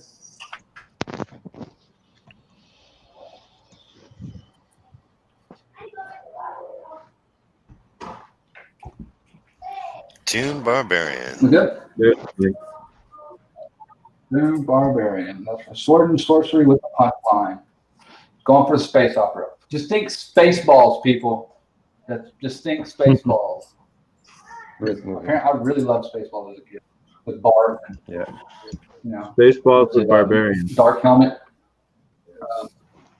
Yeah, exactly. In space. Seriously, that was my whole thing. You know, it's like basically. And here, I normally read this, but after I'm going to try to do this time, I'm going to go ahead and read page 1 to you.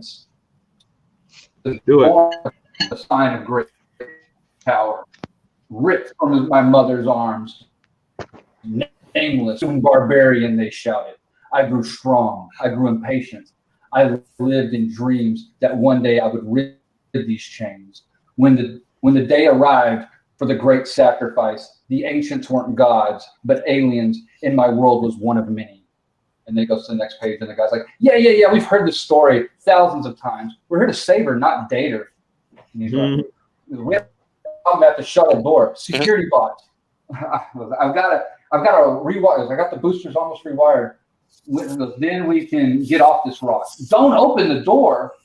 And then it's all fresh off the program. Alarm beacon tripped. Signal is coming from this shuttle. It's my first time out. What do we do? Our job. Scan the crime scene. Scan initiated. Class 2 burglary in process. Hostile. And then he cuts one of their heads off. And then he's like, not bad. 4 pages in and I've already killed something. Says, you're going down, meatbag. And the girl's complaining. He said, show your butt in a comic book, they said. It'll help your career, they said. Well, this slug ain't Lodo. Basically, she's comparing him to Lobo, but can't put the B in there because DC might not be knocking on my door anymore. Ain't much of a company nowadays. So, and then the next page is an action page. Cuts the other one in half, and that's all you're going to get. Get the book for the rest, or go to Webtoons. And then after that, also going to come a bar fight. Bar fight I will not read on camera because I guess it's not bad. It's like, it's a limerick. Okay, bar fight, it has a limerick in it, basically with what's going on through the thing. It's like, it's got a little rhyming thing that goes through the pages. And the first page is just, it opens up with the scene of this nice little bar out in the middle of nowhere.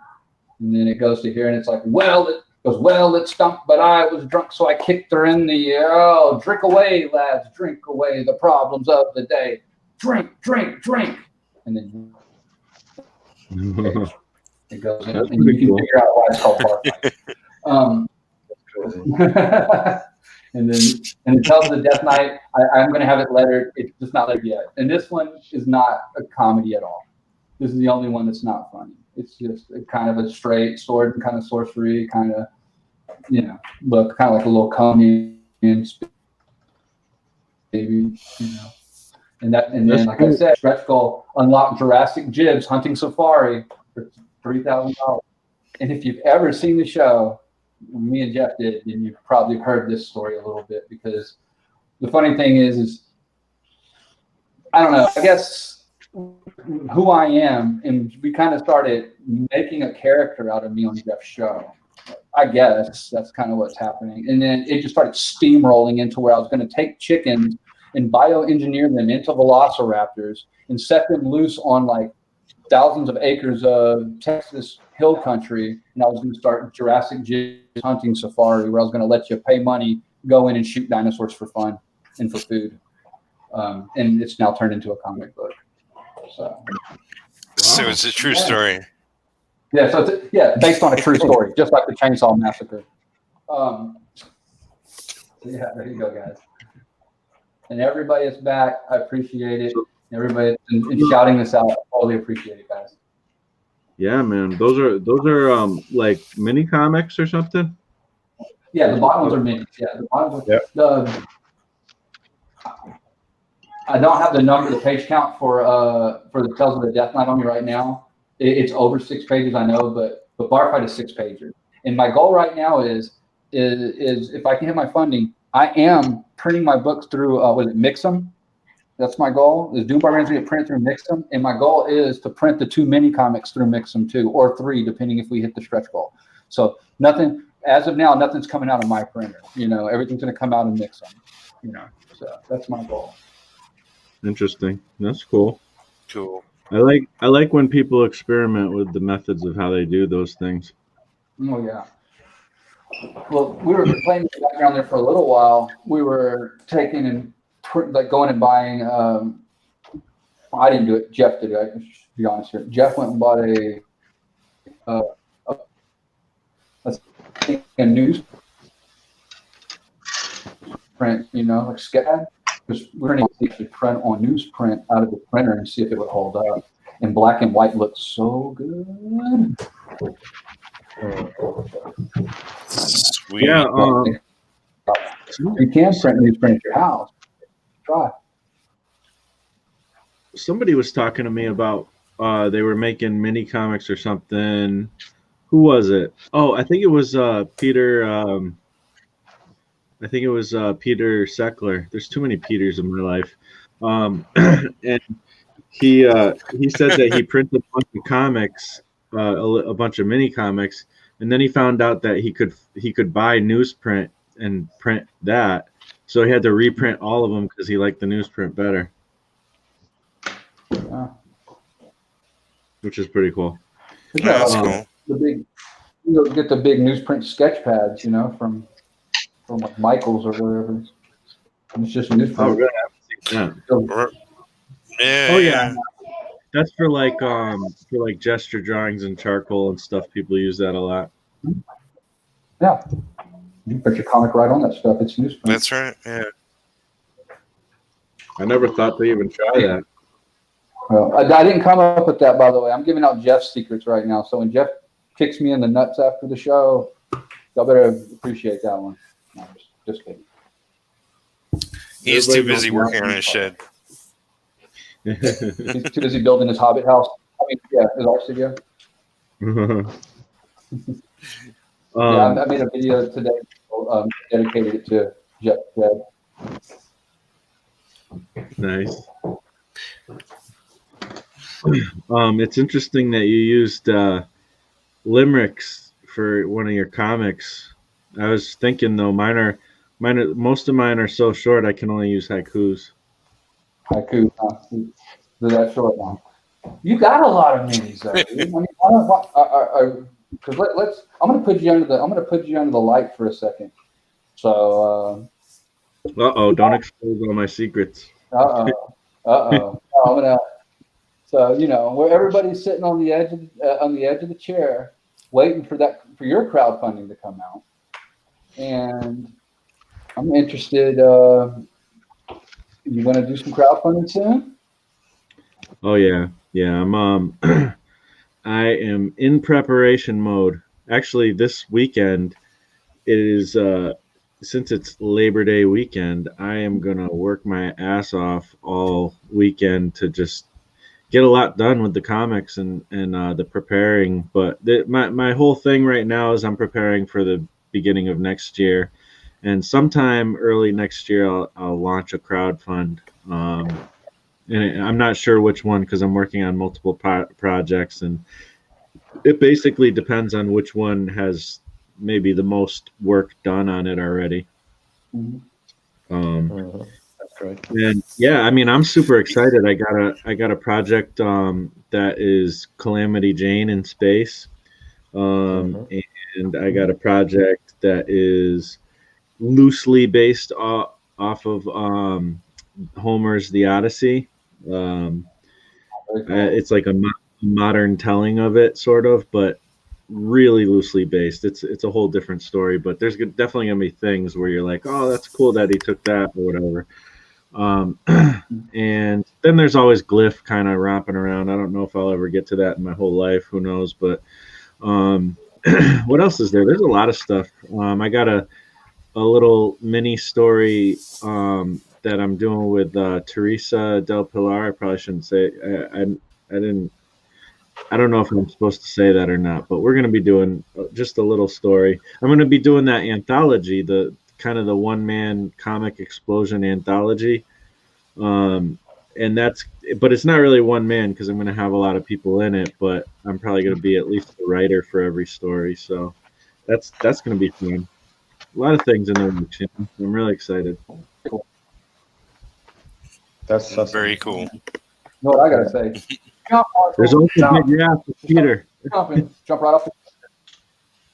Yep. What's up? And retro. And retro. That's right. Retro is a given. I don't even talk about retro that much because it's just like a given, which is going to make it happen.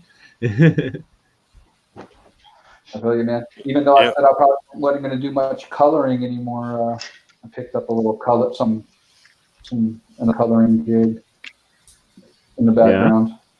So are you like painting? No, I'm digital coloring something. Oh, okay. I did that for somebody else too last year. Is your digital coloring similar to your physical coloring? Is it, Pete?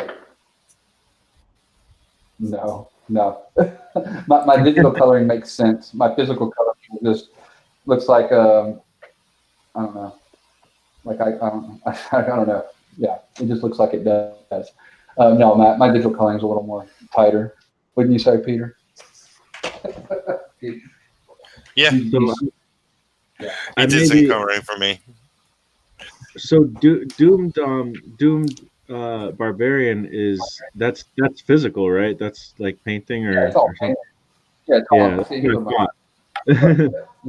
these are pages. That page, we read that page. There's a girl laying there. Yeah. Oh, yeah, that's right. Because we were seeing all these pages. These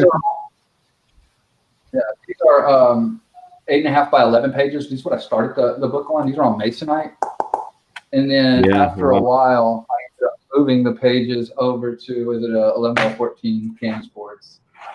So I wanted a little more room. I didn't want to. I didn't stretch anything, but it got kind of. These other ones were really close, and so I just made them a little bit bigger. But now, actually, I went and picked up some blue line Bristol board. And whatever I do next after Jurassic Jib, I'm going to try to do traditional on the right size paper. You know what I'm saying? And just try to, because I think a lot of it was I kept changing like material. I kept moving to different stuff. There are pages that are done on paper that I like digitally cut together, and then there's pages that are full paintings, and it's not. I mean, this is the first book I've really tried to do, and I'm not gonna lie, I was really experimenting with a few things to just find what was going to work best for me. And I think what I really want to try to do next time is more of a traditional style comic book. Is something I want to try next. And not that I don't love to do painted books, and stuff like that. I definitely see me going more of an ink route, and then also the next few things I think I'm going to do. I think I'm going to start moving a lot of stuff to black and white books with painted covers. That's awesome. Yeah. And then I got a few reasons behind it. One, I just like the way the black and white pages look. I love them. Two, there's price points with black and white books. like are just like you can get them printed pretty ridiculously priced. Some black and white books, pretty cheap, and I like that. Oh, and it's like look, I like Savage Sword of Conan, Yep. stuff like that. So it's not that I don't like the painted stuff, but I want my stuff to look like Bisley, and I need about another 30 years. Yeah, so I was for Conan. You just like open up any book and you just sit there and drool. Oh, Yep. Every day, every single yeah, day. there you go. That's what I'm talking about. I have a bunch of them here. Oh, yeah. Oh yeah, I got one here too that I just got recently. Oh, yeah. The ladies coming to the librarian. Yeah. Yeah, it's not Savage Sword, but even still, those are kind of good. So still good, dude. Still good. Fun reads, man. this one Nice. is. So I put the link to the stream in the chat. If Stitch or Adam or Neffarious want to pop in. Otherwise, if we don't have additional people, I'm thinking we'll each do our outro and wrap it up. You're cutting us off, huh? There it is, dude. Got too much to drink. Well, I mean, this is longer than I usually go, and I was willing to go longer, but I really wanted a lot more people showing up, so We weren't good enough for you. There it is. He's like, oh, here's here we go. You got somebody new. Oh, John. What's up? Hey guys. How's it going? Welcome. Welcome, man. How do you do, old boomers? Making it. Barely. Yeah. That's what I like to hear. Stinch, you've been in a lot of live streams lately. Have I? Yeah, I mean, I didn't expect it because you're not really a big social media guy, but it seems like you jump in sometimes. That's pretty cool. Yeah, I prefer to be like that. YouTube is kind of my main hub when it comes to like watching creators. Cool. Well, I'm it glad feels a little bit more intimate, don't you think? it's so intimate. You don't Turn even the know lights down. how intimate it is. It's like boiler room. Let's get the move going, man. Let's get the move going. Oh boy. Beautiful. I'm lighting candles as we speak. Yeah. Get your lighter up. Everybody, just turn those lights down. We're just gonna live in the moment, people. Just gonna live in the moment. Sorry. I like it. I needed a little music in my life. There you go. Little piano. So yeah. So what you doing tonight, Stench? Well, it's about, let me just see, 4:20 in the morning, and I'm drinking. Yes. There you go. That's a good number. What are you drinking? Oh boy. Just regular pints and a little IPA.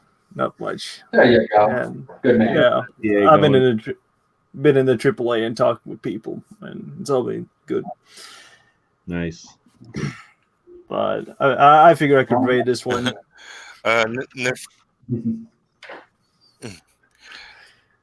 Nefarious asks, when are you going to do another one of these? I'll be ready by then. I don't have any steady plans schedule, but probably maybe once a month for this kind of specifically real open call, invite everybody kind of thing. Because I usually have guests and sometimes let some people in at the end kind of thing. But yeah, this total open invite. Could probably do it once a month at least. It'd be fun. I feel Yeah, like a poser right now. I got no comics to pimp. You're gonna have. It's good to get the ball rolling. Like, you will have comics eventually. Well, I would have if I could get my originals back from the press. Yeah. Uh-oh. Well, hold on. This sounds like a story I haven't heard. Well, Is there a problem? Pages with Kirby's. I've been telling this story for so many times now in the past couple of days, but I'll regale it again. So I'm involved in a manga contest for my national distributor or press for comics, and I submitted a 20-page comic in June. I did it like in 25 days. It was hell. It was like mangaka, Japanese creators, just like hellscape. But I managed to do it in time, and unfortunately, I couldn't like create copies of it. So what happened was that I had to hand over my originals, and apparently, like the store owner who was ordered to like receive them, he was so amazed, he was impressed. It was like a whole nother level, but I couldn't believe him. My doubt just like kicked in because I hear like good words. So yeah. But when I get the originals back, I'm gonna like make a digital version, translate it, because it was all done in Norwegian. So yeah. Oh. Yeah. And this you said this was for what? Did you say Twitter? What did you say it was for? It was like, is it a physical book? Twitter comic? Yeah, it's an anthology. Huh? An anthology. It's good. Okay. It's going to be for a manga anthology for Norwegian comic artists. Oh, Yeah. very cool. So. Marshall's opening up a book. I'm opening it. Yeah, I'm gonna start drawing just as soon as Peter puts the thing down. Yeah. See, I get to run in my mouth and I just quit drawing. And I just chill and lay back here and keep thinking about that time that Stinch said, "Oh, no, I'm sorry." Yeah. That time we got really intimate on a live stream. Yeah, for sure. Oh yeah. There we go. Now we're doing it. Now you're getting hot and heavy here, man. I like that. Turn the piano back on. Start playing some Lionel Richie. Oh yeah. Very good. So, but I've been doing a lot of like PDF trades with people around the AAA community. So I dropped one comic, like a copy for Mario, in the direct messages on Discord. And I'm not sure if you're interested, Peter, but just shoot me a DM and I'll send it to you. I've sent some samples in case you're interested or just want to see some of it. Yeah. Marshall's already got his, and I don't know about you, Gib. Are you still Luddite? Have you not gotten to the Discord thing yet? I haven't into the Discord thing yet, but now that I have Marshall in here, so I just have to go to the AAA Discord on your link, and it'll let me in, or I have to no invite needed. I don't know nothing about Discord. Yeah, I'm an old man. Yeah, you have to go on the link. The link is an invite. And yeah. Sure. Well, right after this, I'll hop in there. For sure. I don't have my profile there anymore. Uh-oh. No. Yeah, Mario doesn't love us anymore. Yeah, I had some problems, and with that, I had problems with Snapchat, and I just I don't know what happened. I don't know what happened with Discord and Snapchat. It's not Snapchat. It's the other WhatsApp. Yeah, that's WhatsApp. Yeah. Oh yeah. I had a WhatsApp account too, and I lost everything there too. I don't know why. Oof. That sucks. That's a loss. As long as I have YouTube, I'm okay. As long as you still got your only account, right, Mark? Sorry. No, I'm just kidding. OnlyFans. I found out about that recently. Yeah. Yeah. You know, it wouldn't be wrong but- to like make pinups and post them on OnlyFans. No, Yeah, a lot of chicks send me message about that kind of stuff. That's it. Mm. I don't know There why, we go. but on Instagram, every hi, how are you? And I'm going to their profiles and you know. No, I don't. Let's talk Get about this intimate. more. Uh-oh. Yeah. And Facebook is happening too. So I don't know what is happening. I'm singing this out with Lionel Richie. So I think Nefarious was trying to get in. Wait, is he trying? All right, let's see if I can get him in. You made it? There he is. Let's get him in. There he Going on. is. We're taking the internet down. I'm just trying to push the limits of Pete's computer and see how much she can take. Out of the way. Yeah. That sounded horrible, by the way, Nefarious. What? It just went downhill. Yes. Pushing the So limits. what's so nefarious? Welcome. Thank you. Yeah, welcome, man. Pleasure. How are you doing tonight? I'm not bad. I've been sitting, listening to the stream, going all over Indiegogo, seeing what's been funded, what hasn't been funded, and funding things that I think are interesting. Oh, Yeah. that is a Do you guys prefer Indiegogo or do you prefer Kickstarter? Because I know there's pros and cons to both. Yeah. I definitely prefer Indiegogo now. I used to think Indiegogo was a bad idea because everybody always did Kickstarter, and I didn't really like the idea of a campaign continuing on and on. And then people started doing Indiegogos, and that aspect of it actually was pretty awesome. So I was wrong, and I love Indiegogo now. Yeah, the in-band feature is pretty awesome. Yeah, the politics of Kickstarter, I think, have ruined it. You said it, not me, but I agree with you. Hey, Yeah, I ain't got no dog in any fight. I heard that their content moderator lady got fired because when the whole Kickstarter union thing got off the ground, they That's didn't right. have enough money to keep her on. So the Gestapo kind of left.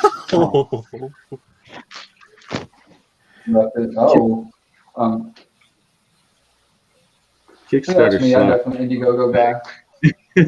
Whether it's funny or not, I'm an Indiegogo guy. Yeah, that's what I'm thinking, because you can always get, if you get funded, you can always move it into the on-demand store too, and you just keep it available for people to purchase later. Kickstarter doesn't have that. The other thing is, Well, it's you crazy. can't, if you don't get funded on Kickstarter, you just don't get funded, period, the end, you know? Which I always thought was like a good thing, though. Like I thought that was like kind of a strength of Kickstarter, where it was like, it puts the pressure on you, got to make it happen, you know. But apparently, again, I was wrong.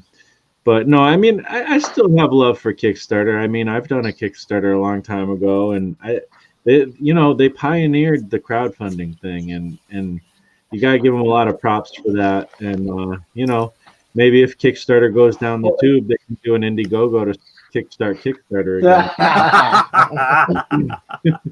Yeah, man. Or start up a Patreon. There you go. No, it only fails. Oh, definitely an OnlyFans. Yeah. And OnlyFans, exactly. You're perfect. Oh, by the way, guys, let's go check out my OnlyFans page. We got some sweet pictures. Not really. My artist. But yeah, one other thing I like about it. Go ahead, Nefarious. No, I was just gonna say my artist, he likes the whole Kickstarter for the legacy cred, you know. It's the Kickstarter name, so if you've done a Kickstarter, you've got that crowdfunding credibility. But it looks like Indiegogo kind of just leans into the whole creator-owned, creator-made comics scene. You know, like Kickstarter's got so many different things. I know Indiegogo has a lot too, but it seems like people are kind of congregating there. Yeah. Well, they see those big campaigns, you know. Some of these guys who are like really, you know, big campaign people who've done many of them and made a lot of money. You know, some of them do the Kickstarter and then they do the Indiegogo, and their Indiegogo gets a lot more. So Yeah, we thought of doing both. My wife's kind of in charge of the logistics and stuff, so she did a lot of research and figured out all like how to do tiers and different materials, costs for each tier, unlocking to make it financially sound to offer those as tier goals or stretch goals, and she thought that it would probably be a good idea to just do both. Why not? yeah. The main thing I'll tell you, you know, you maybe have heard this if you've been looking into it, but the biggest, most important thing is to account for shipping. Shipping, yep. That's what screws people over. We were working with Print Ninja, which is a really cool company. Unfortunately, it's overseas, and COVID kind of screwed everything up. But they do like more biodegradable inks and I guess environmentally savvy production. So it costs a little bit more. It was a little bit pricier for the books, but she wanted to do the whole sustainability push. That's just another measure of, you know, doing the comic thing. And the shipping definitely plays a part. Absolutely 100% plays a part in factoring the cost, not just to get the books here, but then to send them all out again. Yeah, and the tricky thing is accounting for overseas shipping, because you don't know how many overseas backers you're going to get, and you know the pricing with that is all over the place. That's a very good point. That's also I think why Indiegogo asks you if you want to pay to round up the percentage or something. Every time that I go to back something, they're like, hey, you know, would you like to pay more? Would you like to pay more to make shipping easier? Yeah.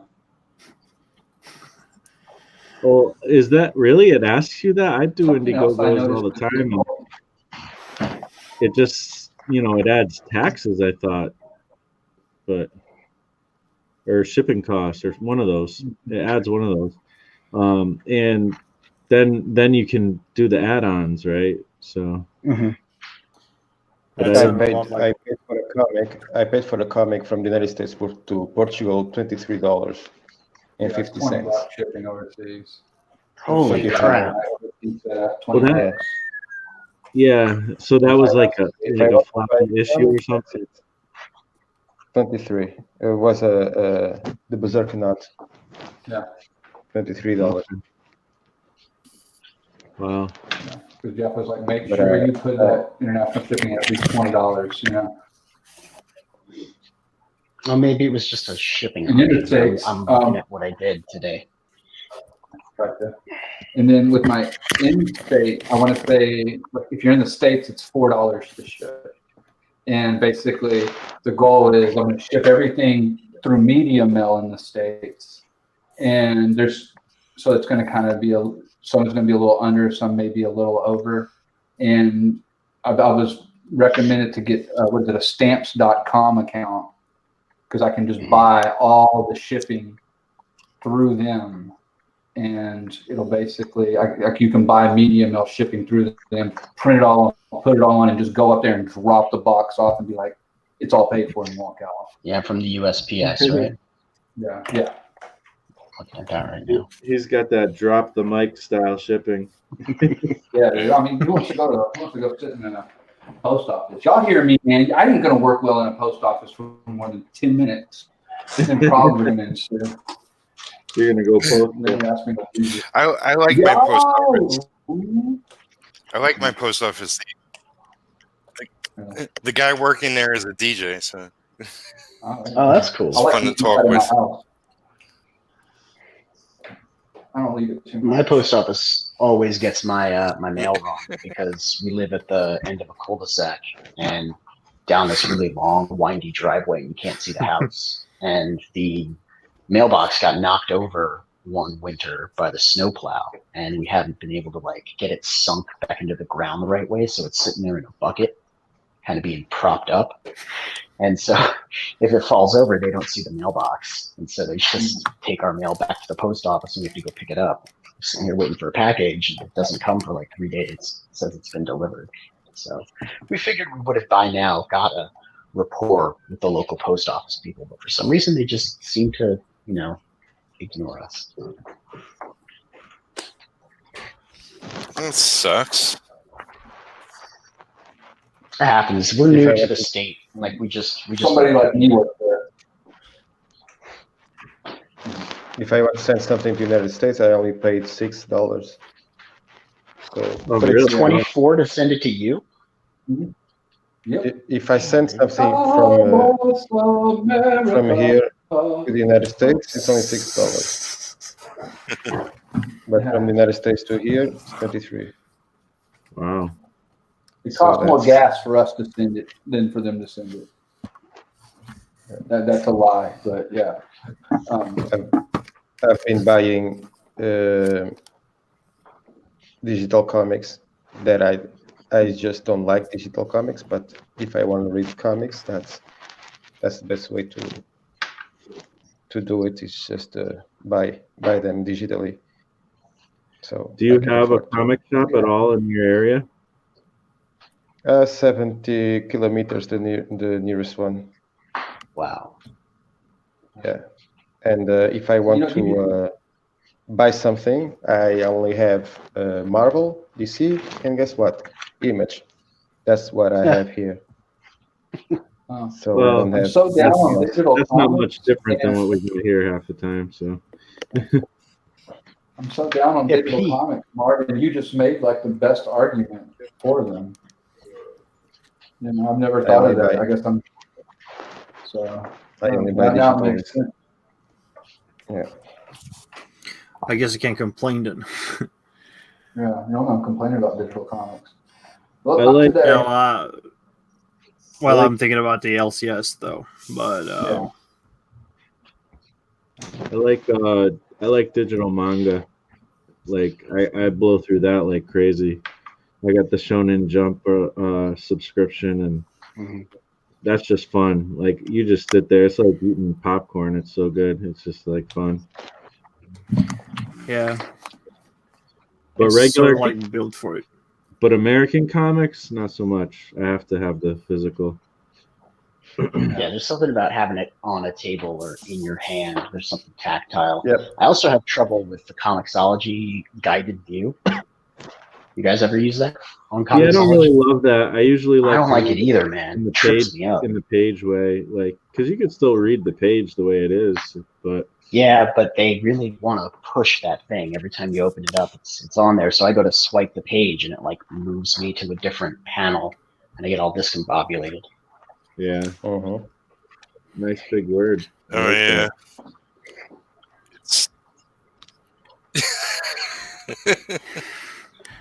Well, I have to be good at something, right? Can't draw. Well, you are a writer, so you can use. You're the only one here who can use big words because you're okay. Don't confuse me, Neffarious. Don't start confusing me. I checked the last time that I paid for import charges, and it says $65. Dude. Wow. Yeah, but it was kind of worth it though. He was an old anime, so I'm willing to take the risk. You know what? I was actually talking to Stinch on AAA the other day, and I was, it's interesting. Like I'd never think of this, but people in the UK and other countries, they don't really have like, they have a select certain kind of comic that happens to come to them because it's like the more popular ones or whatever, and maybe it's translated into whatever the language is, or they're like special versions. They don't have like the access to all these crazy old like back issues stuff like we have. It's true. I was like, wow, that kind of sucks. I mean, if you don't count like True Believer repress of like the famous type of like comics, like Deadpool's first appearance and all that stuff, there's no way you get like floppies of either Silver Age or Modern Age and all that stuff. It got to be imported, and it will never like be in like in the shelves unless they got some stock hidden in a basement somewhere dank. Wow. Yeah, I can imagine that. Back issues is like my favorite thing in the world. yeah, I would have gone for back issues if there were here at all. But the only thing that I can find is like secondhand stores where I can find like old translated comics that were printed like once and never again. Yeah. Wow. They adapted another strategy though. To continue on that, they collected a bunch of floppies and posted, or like they pressed it onto like one single issue, big like issue of 60 pages of something. So you would get like 2 comics in one go. Why it'd be like one shot or a limited series. That's how I read like The Golden Child by Robert Kirkman when he was doing, I think it was Spider-Man or X-Men. Yeah. Or Wolverine, I don't remember. And it was, I think it was with a like a companion story, one shot with some crook. I think it was Bendis that wrote that one back in 2002. So they did that type of like press, but never again. No reissues. Wow. So you get it or you don't. Yeah.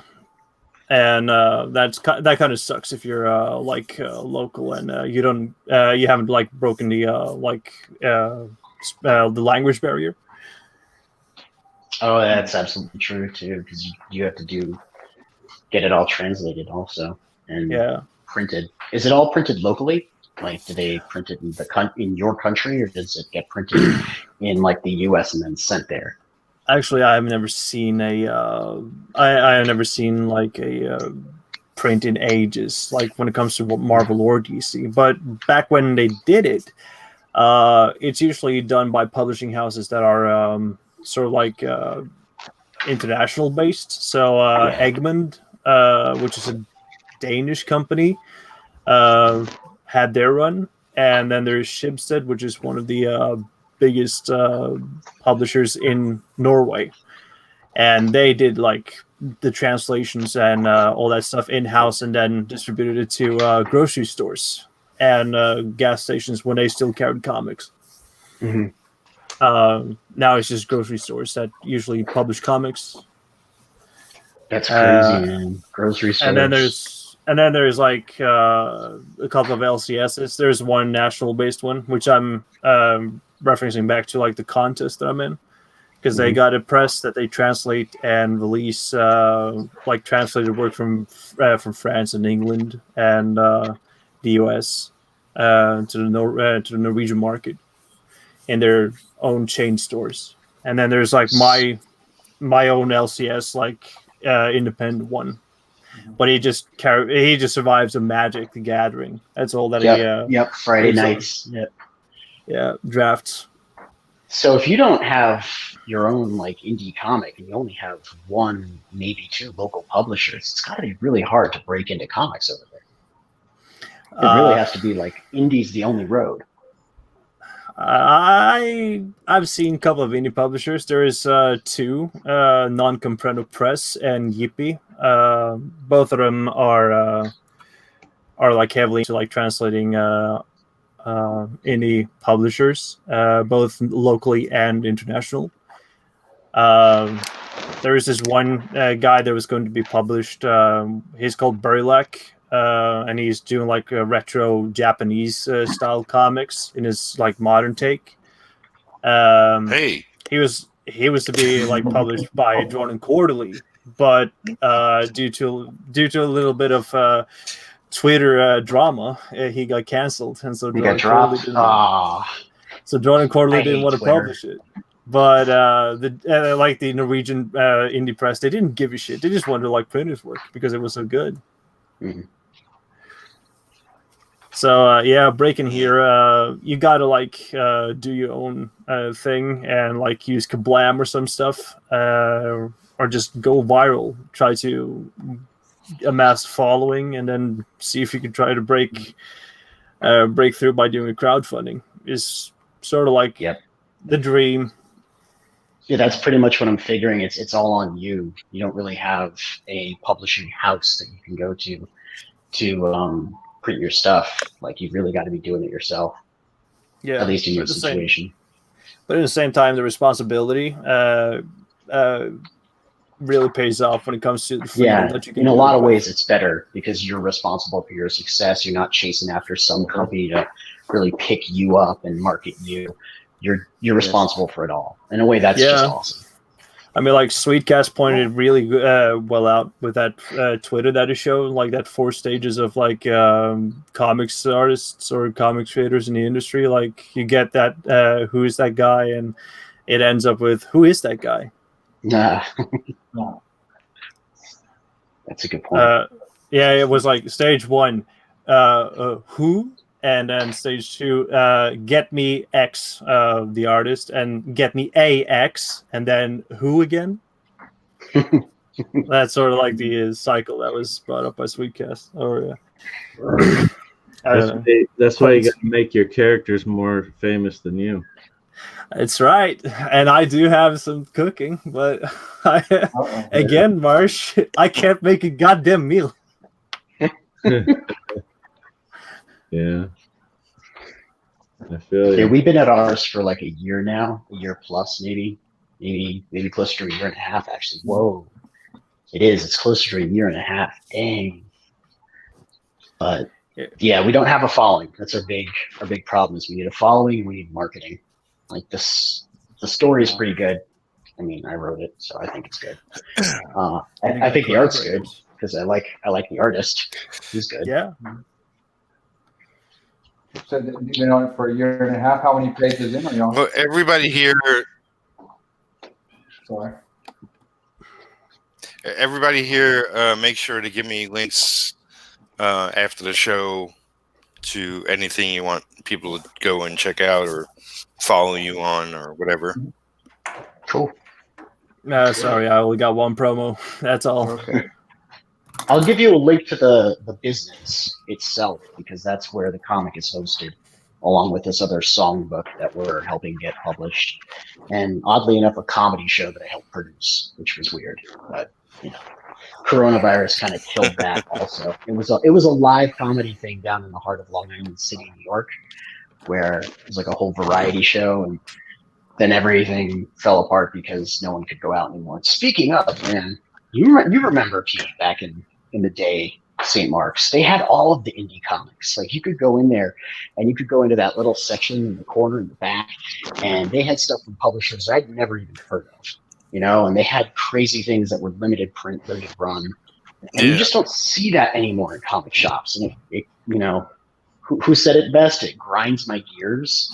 That comic books have really like become either a mainstream institution where you have to get hired and write for or draw for one of the big companies, or you're not really going to be carried in the LCS.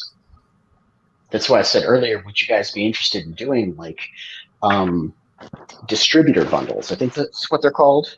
Like when you kickstart and you give like 10 issues into, or like 10 copies of your book into a bundle for distributors. If they provide their retailer license or whatever, it's like a deep discount because you want them to make money on the book.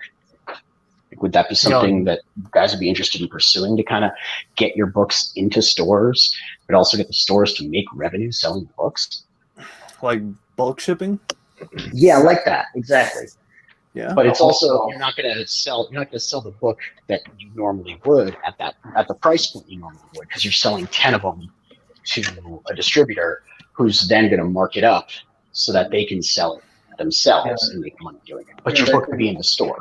You're going to cut them a 50% discount, or a deep cut. Something like that, yeah. But so they can come in and put it on the shelves and they can keep their store. Exactly. Yeah. Put it on the spinny rack or feature it prominently behind the counter, one behind the other, at least get it visible so that customers go, hey, what's that? And then you're your book is physically in the stores, because it's really cool where we're at with online ordering and everything. But if you don't happen to like know where to look, you're not gonna get found. If someone wanders into a comic shop because they love comics and your comic happens to be in the comic shop and they see it, you've got an extra chance to get picked up. And also, comic stores are going out of business. So it's kind of like we need each other. And because Diamond doesn't give a crap about anyone, comic shops really suffered during the whole Diamond shutdown. And Pencils Down happened. That's actually how we got one of our editors. It just wasn't working. Yeah. And so we hired him. It was awesome. But I felt really bad. He just didn't have any work. But yeah, like the industry, it gets hurt. That means the distributors get hurt and ultimately the customers suffer. But it's the middle people, the comic book stores themselves, that get shut out. The publishers, the companies, they'll be all right. Diamond will protect itself. The customers fail to get products. They fail to get comic books. But the LCS, they go out of business, you know? And I just don't think that's right. Well, any business that goes out of business, like, Wasn't a good business. the only person you can blame is that business, really. I mean, I know there's external things, but there are comic companies who stay afloat and there are companies who don't. And certainly circumstances can dictate certain things, but you know, it's a tough game. You got to fight to win, and if you don't, or if the circumstances don't work out, unfortunately, there's not much you can do. You know, I want comic stores to be around because I love comic stores, but it was before all this even happened. It was already a failing situation, in my opinion. Not everybody agrees with that, but I think it's kind of obvious personally. But you know, the thing is that's the only, you know, that and Diamond are like our only game in comics, and that's just not a healthy way to run an industry, you know. Exactly. Yeah. It's not like there's a market share in comic books that you can really complain about, you know. Yeah. But this is where like different kinds of systems of industries come in, because I'm looking at like the French and the Japanese markets, and the way that it's culturally intertwined also makes it more embraced by the population as well. I don't think like for American readers, when it comes to comics, and especially superhero comics, because there's the distinction that I got to make when I talk comics. There's always like the always this anonymous thing with the big two, and it seems that people have been like conditioned to think the big two when it could be just a folly of like variations of comics out there. It's just that there is like a different impact that comics have had in the American scene, whereas in the European and the Asian markets, it doesn't seem to be all the same. So an industry change and a public perception could go a long way. But then again, it's all about making a diversified area in which provides healthy competition, and not like buying up people's companies and become an IP farm essentially. I'm really getting a headache when I think about this stuff, because there is just like so many layers added on top of it.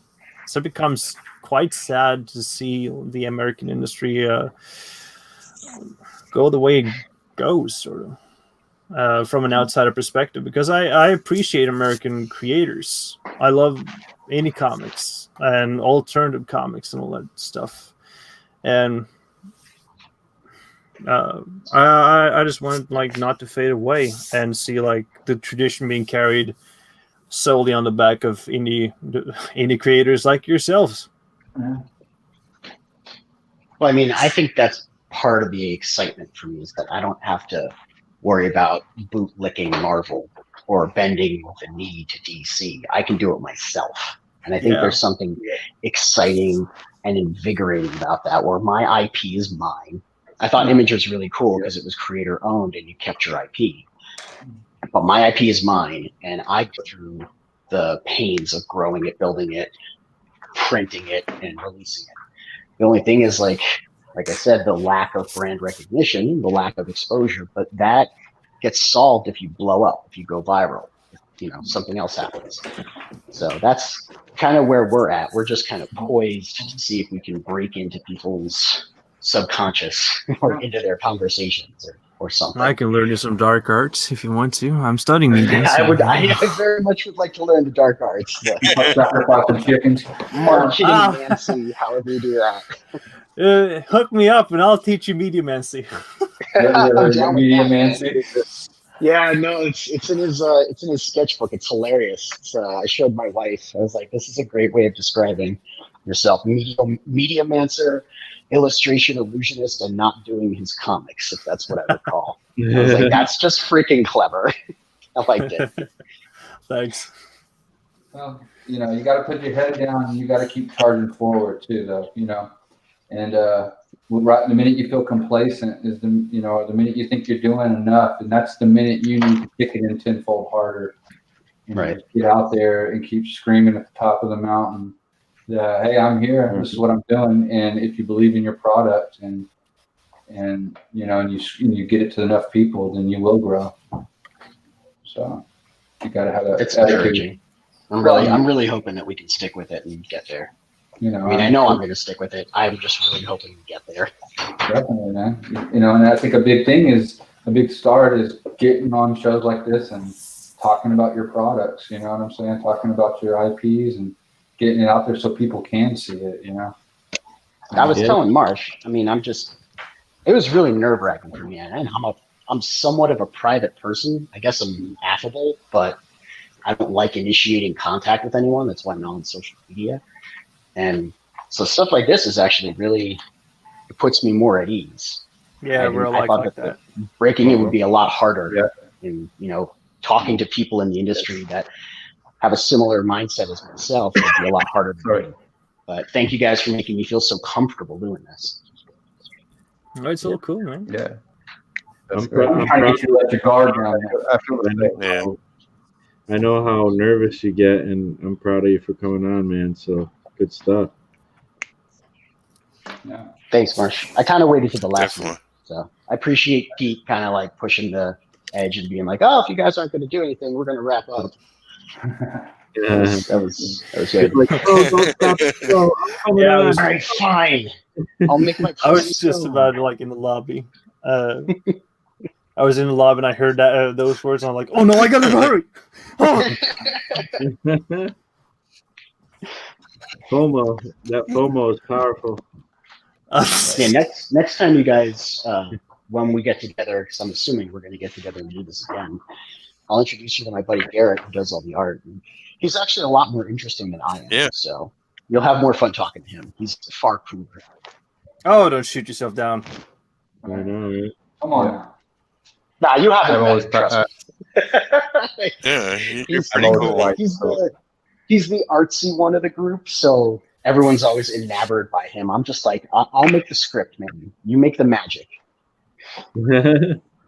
Great stuff, Marv. I like your way of thinking. Yeah, thanks, man. Thank you. Although I think so, guys, the script is magic too. I gotta go because it's 4 a.m. here in Portugal. Oh, it's 5 years. So. Where? Where are you? I'm in Norway. In Norway. Yeah. Yeah. Good chat, Great man. Yeah, it's been great. We love Cobb here in Portugal. We love Cobb. Really appreciate you guys saying every Cobb will come. Norway. Good. So, guys, thank you so much for having me. Thanks, Pete. Great to meet you guys. I hope you will leave your links. My pleasure, man. Great meeting you too. Yeah, thanks. And I'll see you soon. Yeah, and, you can put all your links into the private chat. Yeah, I'll put only the Facebook link. That's enough. All right, thanks for coming out. Thanks for Thanks, coming. Mark. Mario. Thank you I'll for check out. letting me. Keep your eyes open for Sin Killer. Keep your eyes up peeled for Sin Killer people. Singular. Yeah, I wrote it down. Yeah. I'm Mark, enjoying I'm it. sure you'll let us know. I'm sure you'll let us know when it pops and you're ready. Oh yeah. I'll tell everybody. Okay. Good. Thank you guys so much, and see you soon. Bye. Yep. Bye. We'll talk to you soon. Bye. All right, bye. Take care. Take care. Well, look at Marsh. I think I know what Marsh was drawing over there.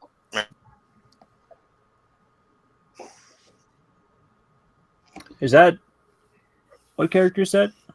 Marsh? Doom Barbarian. It's a character. He's partially naked. Just how Marsh likes him. Ah, yes. I mean, Brilliant. I decided that you guys were talking about getting intimate, and I'm like, yeah, let's get real. There you go. Yeah, that's the way it goes. Start sliding out of the Spicy. clothes. How do you get naked when you're already naked? That's the question. Sly dog. Yeah, it puts lotion on its skin. I only stream in the nude with the camera on, people. Whoa. I need free range of movement when I stream. You never Free know. balling. You got to stretch it out. There's one creative. element to this that I can't draw, or else I'll give exactly what it is away.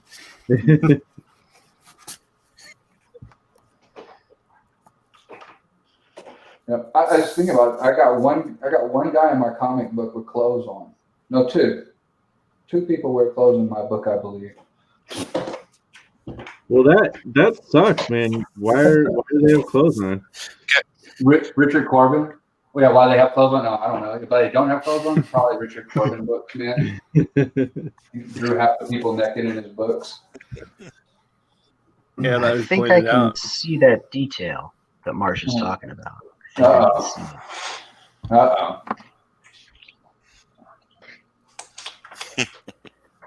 I ain't gonna blow up the spot though. I ain't saying nothing. Uh-oh. Is it Barbarian Zorro? There you go. Yeah, right. There it is.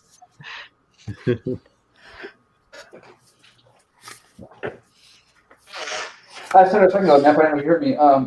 Nefarious, you said that y'all been working on that book for a year and a half. How many pages Yeah. in y'all? Mid-40s. Mid-40s? What's the where's it ending? Is it ending at 40? Is it ready to go or? It's almost ready to go. We have one end scene that our editor that we didn't finish, and then the editor was like, "You might want to dial it back and end it where we wanted to end it."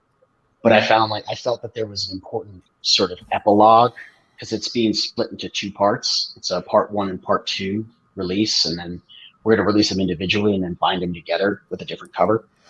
It's kind of the plan. So that we could do, the first one out the gate is kind of, hey, this is our thing. Do you guys like it? Does this have legs? Can we sell it? Is there an audience? And if yes, then we'll move on to, volume 2. And then, at conventions or something, we'll sell the two bound together as one volume before we move on to like the rest of the project. Because it's a property that I worked on for a long time. I mean, I was working on it for 6 to 8 years now, drawing out the meta plot for all of this, and we're writing the prologue, or I should say, we're drawing the prologue. So there's sort of like a post credits, if you want to call it that, scene that we haven't finished drawing yet. We're still kind of kicking around the idea of whether or not to include it, which would bring it up to 50. So right now, Garrett's doing a bunch of color lightening. There have been a couple of script tweaks. I had to add 1 or 2 pages here or there to just sort of clean up a scene or two, and some dialogue switch. But that's pretty much it. We were looking at probably releasing in February because last time I caught Pete's show, That was some of the advice given out, that you don't want to release too close to the holidays.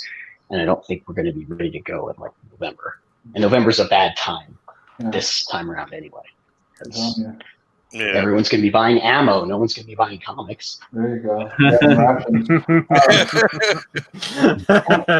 But yeah, I mean, and a good thing is if you're going to hold off through the holidays, then, tax return time is a great time. People got a little money in their pocket burning. They don't know what to do. That's what we're hoping. I mean, it's not so much about the money. It's more that I want to see if people want to read this book. Right. That's where the long and short of it. I want to know if there's an audience for this book. I think that there is. I think that if people pick it up, they're going to like it. They're going to dig it. They're going to dig the art. They're going to dig the story and the characters. It's just a matter of getting it into people's hands.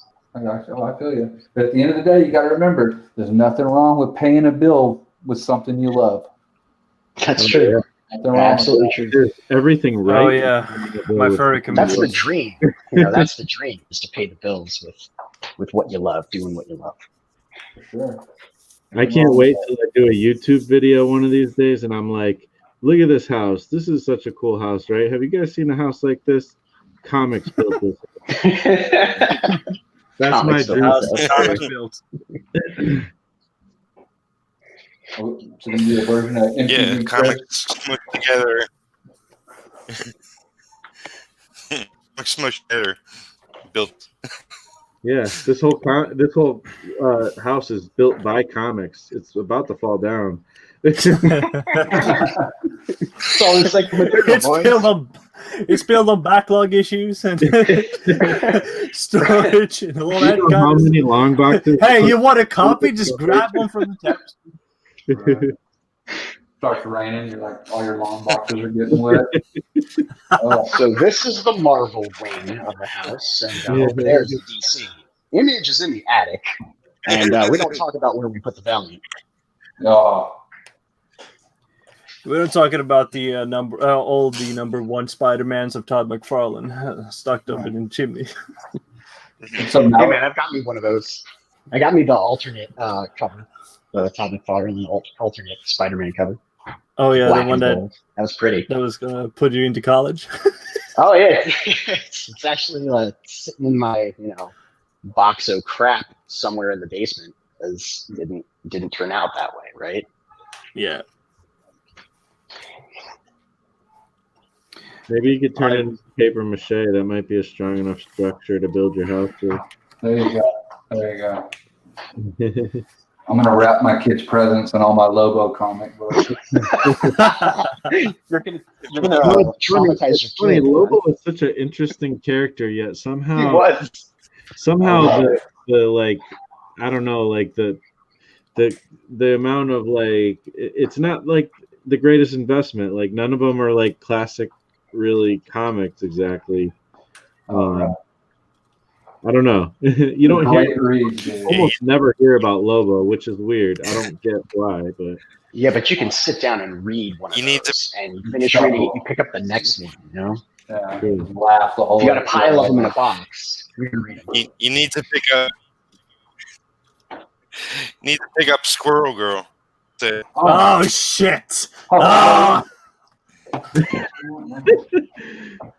You dropped the bomb, dude. I have a confession, guys. Read on us, girl. I've never read Squirrel Girl. I don't know anything about that character. It could be some right. I've seen it appear. I've seen it appear in places, but I've never read its title, so I don't know anything about it. I don't know what the power set is. I don't know the backstory. I don't know anything. The power. How is the squirrel? Show us. Ah, nuts. Oh, gee. Don't. No. No. I have a little girl, so I got a big thing of My Little Pony to figure out stuff for her all the time. And she was interested in them, so we're like, okay, I guess. So we bought her a couple. I was like, man, that is the worst looking female I've ever seen. But hey, You want to try it out? There you go, people. Let's have a little read along. They're horrible, dude. They are so bad. Because I had to read them to my daughter, and I was like, "Are you kidding me?" I will Wait, compromise go back one all page. of Go my back to the comic left. making integrity so that I can Another one? That you. no. To the right. To the right. That page ain't half bad. That hand. Yeah, but That looks halfway decent. It's the Kubert School of Art, dude. That's Jeez. Yeah, that's what I'm saying. What The is ad this juxtaposition, man? Fuck. The ad looks pretty good. I don't know about the rest of the comic. No, the rest of the comic is just horrid, dude. Look at this. It's horrid. So basic and plain. They like knocked It looks like a bad Archie comic. Yeah. Oh yeah. I don't know, man. Yeah, it is. It's nothing obviously that I was going to sit around and enjoy. But you said the name. You invoke the devil, and the devil will appear. People. Well, you can pull it down. Mediumancy. Yeah. Yeah, it's medium and say, holy shit. This class I will not attend to. Gib, you're taking this one. Yeah, it's the dark arts right there, people.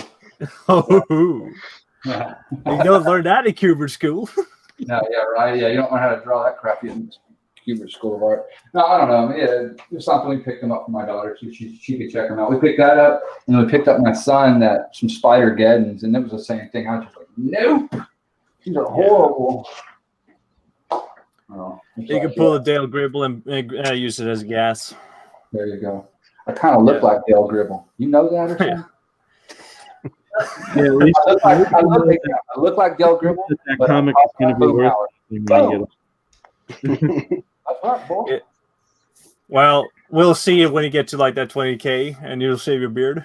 Oh yeah, then yeah, I'm gonna break the internet. Y'all think I'm ugly now? Wait till I shave this possum off my chin. Yeah. Tell you what, it's gonna be horrible. My wife's gonna be like, "What the hell did you do?" I meant money. I made money. I should. Thank God. No, what's gonna happen is my Who two are kids, you? Get out of here. so my two kids are gonna cry, bro. Now we got to build this house. We got to build this house on comics and beard. Yeah, and pubic hair. And pubic hair too. That's Damn! Now I need to back this now. Yeah, that's what this is. This is. Guys, what- we're costing Peter his monetization. Yeah, well, that's They're gonna have to true. manually review this 3-hour stream. Oh, man. He's going to be reduced from $1 to 35 cents. 25. No, man, they're gonna age restrict it and put it behind the paywall. Age restricted. I have to get a 1,000 subscribers first, so Yeah, and that before watch time. monetize. Yeah, I That found works. out that you can't stream from your phone on YouTube unless you have 1,000 subscribers. Damn. Oh, that's bogus. Yeah. I still don't have, what do you call it, the stories or whatever. I think you have to get 10K for that. Man. Well, we have a brand new YouTube channel we haven't even really used yet. And this is my personal YouTube channel that, I'm hanging out with you guys on. It's not what I would use for my brand, So remember you were talking to Clint about his brand. He has Sweetcast. Yeah. We have the Global Frequency as our YouTube channel. And this is just me. Sounds like an awesome title, though. It is only if only someone used that as a comic book once upon a time, a long time ago. No, there's a website though. I included it in the description so you can check it out. But we have that channel which we haven't really launched. I don't think we have any subscribers and we have no videos. It's all virgin territory. So I think if we start doing the YouTube stuff, it's all going to go there. And I think our first video, Marsh, you may have given us the idea. We might take a trip to the local comic shop. Do it, because I'm too afraid. GoPros and cameras in hand, and make sure they're down with us filming. That place is a tiny little shoebox of a store, and they got nothing in there. You don't want to knock their pop figurines over. Yeah. Oh, Jesus Christ. Oh, no. Comic pros behaving badly. I mean, we're not pros yet. Comic amateurs behaving badly. There you go. Yeah. Go in there and trip over the pop figurines. I like that you made that mistake, though, because you think of, Hey, you got to kind of project that, man. Comic pros. There's just something about the way that rolls off the tongue too. I'm And it thinking kind of about irritates me. starting. I'm thinking about starting my YouTube videos from now on, and I'm gonna be like, future best-selling comic book author Marshall Lee is here to talk to you. You see, that's something I learned right there in the tattooing world. You can put any title you want over in the front of your name, and it's like you can be world famous Peter Palmiotti because it's just a name, because tattoo artists do it all the time. You know what I'm saying? So you got to be world famous. You Yeah, Bill's right. You're good to go. Not that Peter isn't. Peter is I world am. famous. I mean, Yeah, I was going to say. he did Hook Hand I Aquaman. am. None of y'all gonna dispute that. Yep. I think Peter Palmy. Peter, I think you should start your videos every time and be like, "I'm the other Palmiotti." No, you do that. This is world famous Peter Palmiotti. I'm here to go ahead and draw comics and kick ass and chew bubble gum, and I'm all out of bubble gum. Or you could be like, "I'm the real Palmiotti." I'm the famous one. You may have heard of my brother Tony.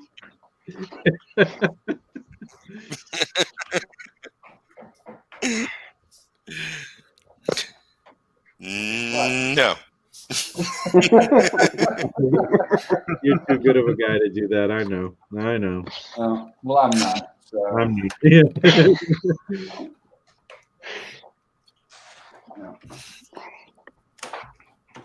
There's a good time to say, thanks for letting me come on the show, Pete, and like destroy it. I appreciate it. Out again. Yeah. We don't need to arrange another comic book burning crusade again now, do we? I set streams for this episode. Right. It's all He's like, I turned the trashed. stream. He's like, I turned the stream off like 30 minutes ago. Yeah. Put it in the background. Keep getting drunk, man. Chill out. I'm just kidding. Just kidding. Righteous. Man, you guys are going. I quit drawing like 5 minutes into this stream and started putting pictures up. Oh, man. But hey, guys, I am just have to get off. I do have 2 kids that I need to go probably relieve my wife from. So I appreciate you. Thank you for having me, Pete. It's good hanging out with you, Marsh. It's good hanging out with you, Neffarious and Stench, guys. Thanks for Nice meeting you, man. All right. And one last thing I want to say is Doom Barbarian is live on Indiegogo, people. Go check it out. Yes, indeed. Also, go check out Only Death Can Save Us. Y'all have a good one, guys. I'll hit you up later. Later, Yep. All right. Later. Pete, man, 3.5 hours stream. That's dope. That's nothing compared to what he's done before. That's I've done that in 8 hours. That's stamina. From my point of view, that's stamina. You may have seen me go farther in the distance, but I'm impressed. Thanks. I don't know what you've been doing with I'm Marshall here to impress. on your own. When retro is going on, you like stream 24/7. Yeah, maybe streaming the progress isn't so That's bad for right. accountability's sake. That's true. I can't talk and type though. It's like I'm. What'd you say? Well, I meant to look up that YouTuber. I was telling Marshall the other day on his stream. There's a Korean kid who has a YouTube channel, and all he does on his streams is study because he's in school. So he's sitting at his desk, reading books or looking at his laptop, and it's like the back of his head. And there's like, when you see it live, there's like just so many people in the chat, who are like supposedly studying along with him. And he's got over 1 million subscribers. I remember you It's telling insane. us about that in the video. Yep. Yeah.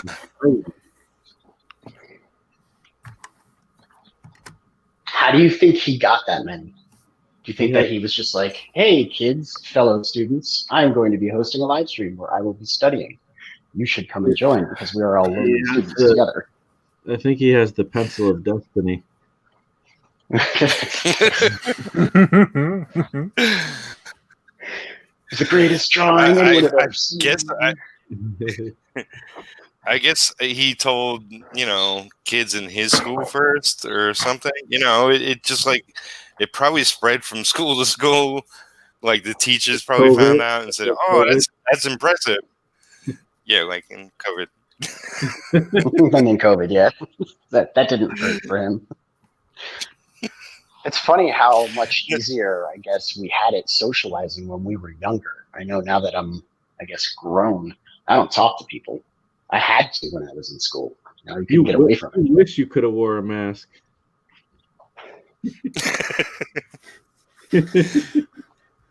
Yeah, right. Well, nowadays on like Zoom calls and all that stuff, when like class is in session, you can just make up your own soundboard and you can sit with the mask and you'll reply with like yes, no. It makes the school days easier. Yeah. Or you can just like fake illustrate it, and you can play. You do like recordings that you do on chat roulette, like they loop footage. Mm-hmm. Do that on Zoom calls, and then you could just be asleep, and then you could do something else. Yeah. Or just like you could type in like the soundboard, like yes, no. Every once in a while, the video glitches and like yes, like points. yeah. You're just like every time you get like a wrong answer, you're just like, technology, something happened with my computer. I don't know. Yeah, it was a delay. It's a glitch. I actually got that answer right, but it was a delay.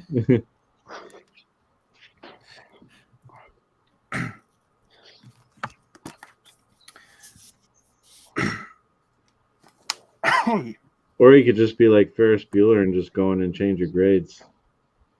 True. There you go. You could set up a dummy at your desk. There's already a dummy at my desk. Don't worry.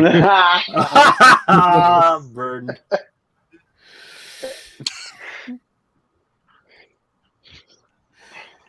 Yeah, maybe we should call that Dummies Make Comics. Yeah, there we go. No excuses, man. It might suck, but we're still going to make comics. Heck yeah. World's dumbest comics. I was like, I'm like trying to design a magazine, and where I'm gonna like make a sort of like a Shonen Jump anthology style for my comics, and one of my first or second covers is gonna be like the logo with some kind of mad style to it. But it's got to be like this one, like a blow up text that will say "Young, Dumb, and Full of Comics." I like that. I'm stealing it. No, I'm just that's cool. I don't know if you guys have seen his sketchbook. It's good. I like it. Oh yeah, it's cool. I saw it. I thought it was neat. I haven't had a chance to sit down with my art bro and go through it, but I'm sure that there's some stuff in there he's gonna like really appreciate.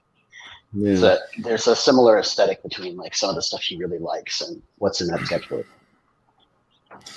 Oh yeah, I've been behind the scenes. I've been working with Kami Mark on some concept art. Oh, nice. Yeah, so we hit it really good. So I've been doing that on top of that art book.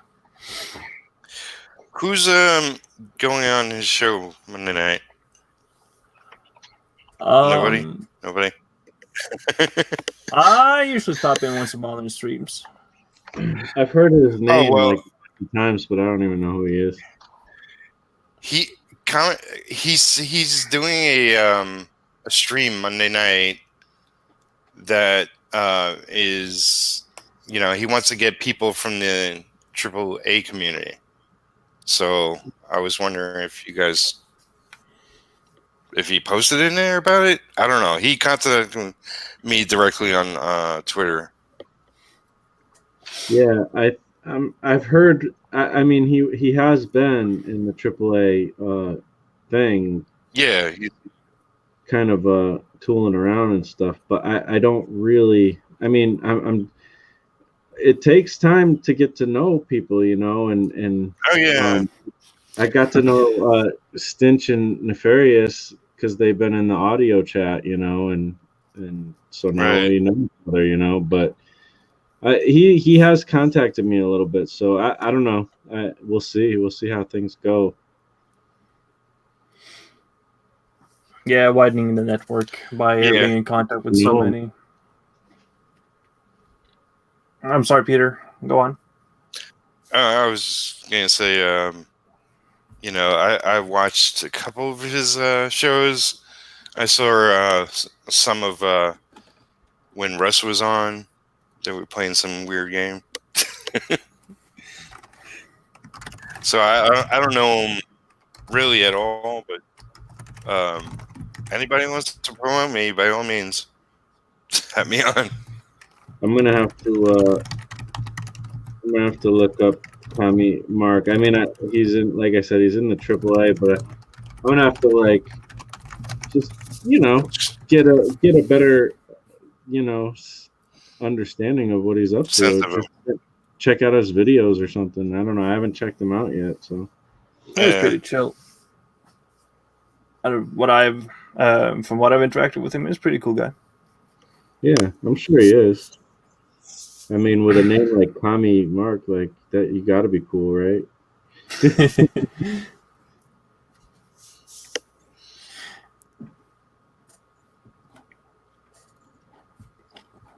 Yeah, I sent you a copy, Peter, on Discord, so you can just download it on your own time. Cool. Thank you. Yeah. PDF books by Stinch. Thanks, Marsh. Are you gonna put it out to the huge audience out there? Be like, to the world, like, I'm gonna share with you my sketchbook. I will kind of tool it a little bit and improve it, and probably pop it on Gumroad for free. That's cool. Yeah. But if you just ask me, I can just like give you a copy and trade for some of your work, and that'll be old beans. Cool. Did you get a chance to check out the beans I sent you? Yeah. Yeah. I really digged it. It was. You could tell me if it sucked too. I'm cool with that. I've been telling to people around that yeah, if there was something that you didn't like, just let me know, because I'm looking for criticism too. Yeah. But it had an empowering message, you know, with Darby. Darby Link. Yeah. I think it's a cool idea. See, that's the thing, is like, you could tell me it sucks. That's cool, because I like it, so I don't care what other people think. Let me know what you think, but I don't really care what you think. Well, yeah. Wait, you want opinion or constructive criticism? That's where I got to make the distinction. Yeah. No, that's a good point. I did ask for what you think, and then said I didn't care what you think. So, but I do care what people think. Like, I like to hear the feedback, but at the same time, it's like, you know, if somebody were to be super rude, I'd just be like, yeah, whatever. Yeah, totally. Yeah, I'm not really that of a like off the cuff judgmental type. I want to take my time and engross in it and like analyze it, and then I could give my thoughts on it. Yeah, being a little bit more reserved, but also watch it in a constructive way, and that's the way that you can help other people improve. Yeah. Which is also, it has sort of like been a small calling of me. I want to like teach comics to people. I'm sitting here. I don't have any product to show for it, but I have studied a lot of comics and comic studies, and I want to like give that knowledge to people so that they can be taught too. And Marsh being like a father figure for that kind of style with like indie comics and do it yourself. Yeah, I want to do the same thing too later down the line. Well, that's cool, man. I never thought of myself as a father figure, but that's cool. Okay, Dad. He's a comic daddy. Yeah. Yeah, he's my art. He's an art parent. That's it. There's what is that that show? There's the show with the two girls. What is it called? Two Broke Girls. Yeah, is that Two no? Broke Girls? Not Two Broke Girls. No, it's a different Two Girls one. It's like Oh. it's like two girls and it's like Beavis and Butthead. You think of Daria? No, it's not like a cartoon. It's just a show, but I think it started on YouTube, but then it was on Netflix. Anyways, there's a part where they're it's stupid, but there's a part where they're like, my mommy and daddy.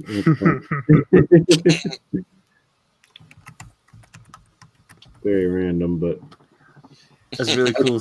That's really cool stuff, Neff. I have all these references and stuff in my head, but they don't always match with the people I'm talking to for some reason. So Nefarious was showing something, or what? Yeah. Dropped out. I was just sending him some of the JPEGs. I think those are in JPEG format.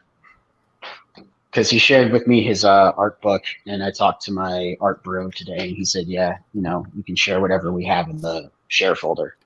So I sent a bunch of stuff out. Nice. That's some of the stuff that we're going to be putting up on Newgrounds, which was recommended to us as a place to go to get more exposure. Yeah. Yeah, you were talking about that yesterday. That was cool. I've drawn none of that. I claim no credit for any of that. That's all Garrett. Yeah. Just really solid stuff. Scott. I'm gonna say this. Sideburns. Welcome. Dan! What up, dude? What? Are you awake, man? He's always awake. He doesn't sleep. He don't sleep because sleep is the cousin of death. Oh yeah. But only death can save us. I didn't. The death can save us. Good. Yeah. Hit it up, guys. Indiegogo.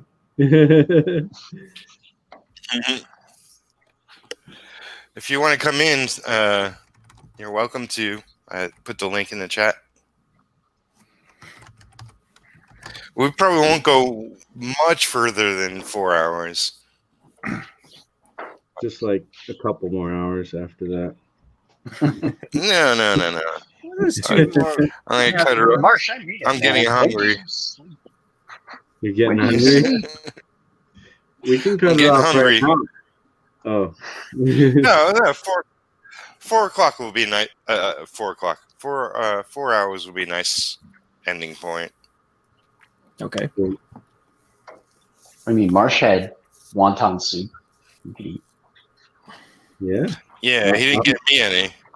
I did get you some, but you never came over to get it. Yeah, I'm red. I don't want him to die. I have to walk Bulk across ship the it. country. Bulk shipping. If I decided to drive to Kentucky right now, would there be a place for me to sleep there?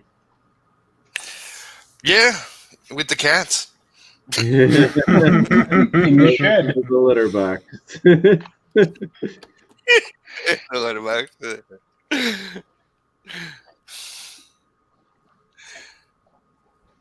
You want to start scouting houses? Yeah.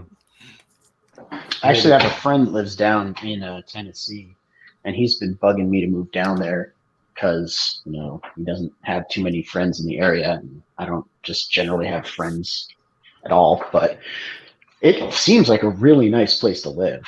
Affordable, of quality of life is good. The standard of living is, I guess the cost of living is low. So it's an attractive proposition, but we just got a house in Connecticut, so I don't feel like I'm going to flip this around, sell it, and move there. It's worse because he's a gun aficionado, and I got a house in like a state with the strictest gun laws. I mean, it's not California, but it's close. Yeah. And so he was like, yeah, I'll come up, because he used to live up here too. He's like, I'll come back up, but I can't bring any of my guns to shoot with you. So he's like, you're going to have to come down here, man. You moved to Connecticut from where? New York City. Oh, diehard New Yorker my whole life. That might actually be a tiny bit of an upgrade. It was, as far as property values and taxes. Yeah. Our property values are much, much higher where we're living right now. And the property taxes are lower. Your first mistake was living in New York to begin with. I had no choice, man. We can't pick our place of birth. We don't choose our skin color. That's true. Well, I chose mine. No. Hold on, let me get my Indian ink. I was branded a New Yorker when I came out the womb. I lived there for 30-something years. I never left. I went to school there. I went to college there. I went to grad school there. I didn't go anywhere else. I mean, maybe we took vacations, but... Well, Peter grew up in New York too, but he did. I heard earlier when he was talking about it. I was like, "Oh, cool! We could have known each other." Yeah. No way. There's too many people in New York. Well, there used to be. Now they're all moving out. Right? Not anymore. They all left. That's right. They lost the top 10% of the income bracket. I shit you not. Holy crap! They're in a $2 billion deficit in taxes. Yikes. Well, that's what happens when you kill all your invalids. Oh, I wasn't say that. Sorry. that's Cuomo, man. De Blasio screwed everything up. He decided to cut the budget for the teachers. My wife's an ex-New York City school teacher, so she was all very impassioned about what was going on with the back-to-school planning and everything. And the teachers were preparing to strike, and it's illegal to strike in New York for teachers if you didn't know. Really? Collective bargaining is supposed to give you the power to threaten a strike. And if you don't meet our demands and work with us in the industry, our union will strike and all of the workers will leave. And then you won't have anyone working in your industry. It's bad for the bosses. But it's illegal to strike in New York. So what teeth does the union have? They've got no threat. They got no ace. They can't play a trump card. So they were planning to strike and all go to jail. You can then de Blasio came out. Play a trump card. Yeah, and then he came out yesterday, I think. He said, okay, well, we'll delay school openings. But it's not about delaying the openings. It's about making a plan to go back. Yeah. The normal plan doesn't matter how long you delay. Yeah. This virus isn't going anywhere. Just homeschool everyone. That's all. Not a bad idea. If the parents can handle it, more power to them. Yeah. But I eyeball those Midwest and middle of the country states enviously these days. Kentucky, Tennessee, those areas. To the point where I'm thinking about moving. Yeah. I don't know where I would be stationed. Where you work, Marshall, is there other locations to the job, or would you be leaving that? My company, now that we got bought out, my company is countrywide. So, but screw that. Cool. I'm going to quit and make comics. Screw that. There you go. If I live in Kentucky or Tennessee, I could probably afford to live on comics. Yeah. I do. There you go. Yeah. I mean, it's been rough the past couple of months, but that's, everybody's going through shit. I think it's hearing about. No, go on. I think it says in the Bible, man cannot live off of comics alone. But I don't know. I'm going to try, though. I don't think that's the original version. It's King James. I think that was swiped. Something lost from the original Think, Hebrew. Yeah, the comic of Job.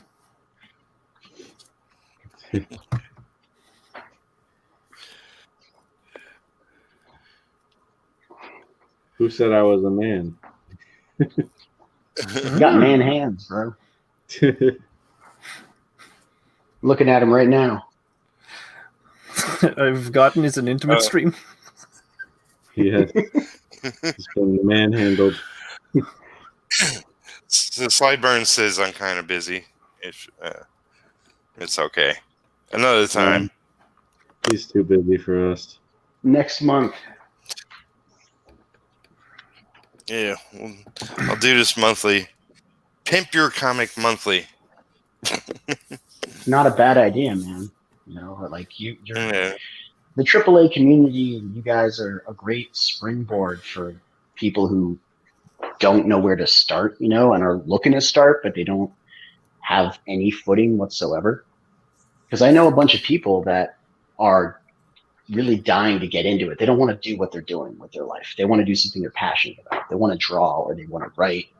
And in the case of some of my other friends, they want to put these projects together and launch them so they can get their careers going, but they've got no way to reach out into the nebulous industry as it is and make any sort of traction.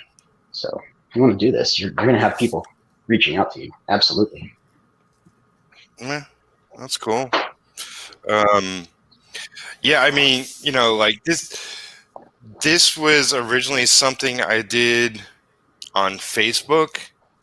And I've done it a number of times. You know, originally got, I like, didn't 40 call it Pimp Your episodes? Comic. No, it was like just a text post, and people used to, you know, post their images of their covers and comics and artwork from it, and links to where you could buy it or campaigns. And I would literally get, you know, a couple hundred comments every time I did it on Facebook, and I always wanted to translate it to my YouTube, and it, you know, it hasn't been highly successful in the past. But it's like I just want to keep trying until it works, and you know, I think tonight was a success. You know, it wasn't 1,000 people that showed up, but it was a good group of people. Yeah, the people that showed up now. Yeah, and you know, we had a good chat going, and you know, good conversation, silly conversation, whatever. You know, people working, getting comics done. I'm snuggling It's all up to good. that. Something like that. I would agree, man. You know what? I think that I've never tried to do much on Friday nights, but that might be part of it too. Like Friday, it seems like there was a lot of when I looked at my YouTube, there was a lot of live streams going on. Yeah, I believe Clint was streaming earlier too. I think Clint is streaming right now, if I'm not misremembering. No, he was streaming earlier. Yeah, I got a notification that said he was streaming. Yeah, because it was top recommended or up next in this stream. Well, he's welcome to come on my stream. Him. Look at that. We got more stamina.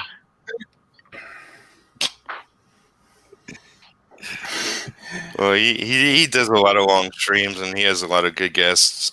You know, he does. I like his channel. He's an interesting dude. Yeah, he's more popular than me. Don't worry about that. You grew quite a bit. Look at me. I got 5 subscribers. No videos. I'm all over the place. People can't get sorry. mine out of the mouth. I'm sorry, Neff. 147 and 0 vids. Oh, you're killing me. Whoa. He just dropped the mic on him. He's like, bam. I thought I was off to the good start here. I got to set my game up. Sorry, everyone that heard that, unsubscribe from my channel, please. I got to get more of those. I'm about to You want to subscribe. go to Neff? I want to shout out to Neffarious. He's got to upload soon. Before follow him, and subscribe, I'm gonna upload on check a him different out. channel. This is my private channel. Well, it's not really private now because I'm recorded, and this is my first appearance on YouTube. Thanks a lot, Pete. But yeah, my other channel is the one we're gonna use for business. I'll be on that one. This will be the secret first appearance of Neff on YouTube. The origin. It's the Peter version- Parker, Spider-Man showing up in the pages of Fantastic Four. Nefarious showing up in the Peter Palmiotti stream.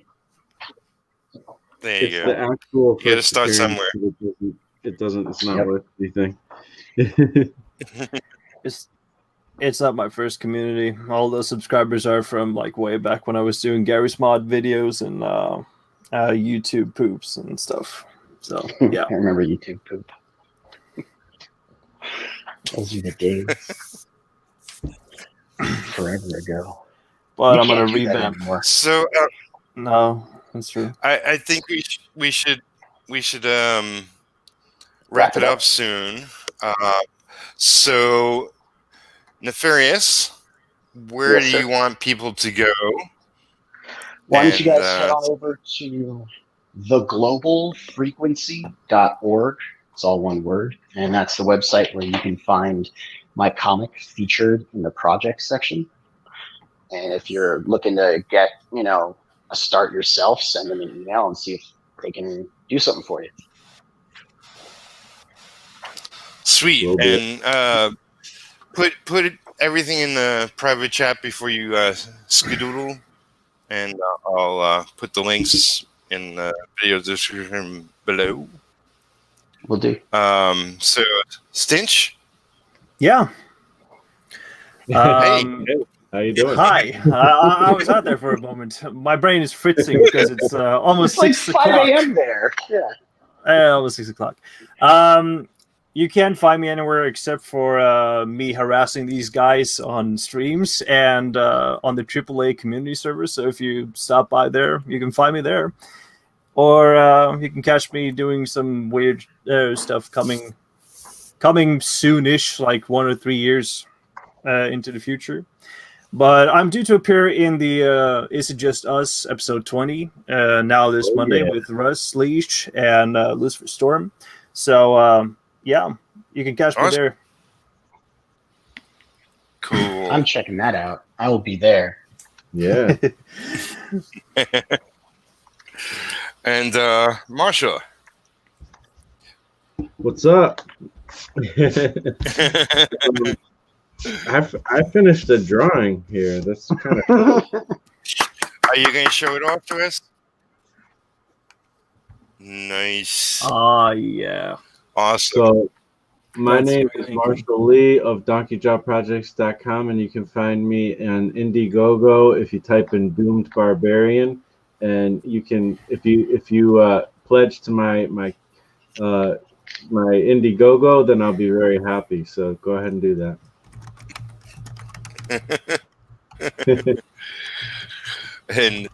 And my name is Peter Palmiotti. You can go see my book, Only Death Will Save Us, on Indiegogo.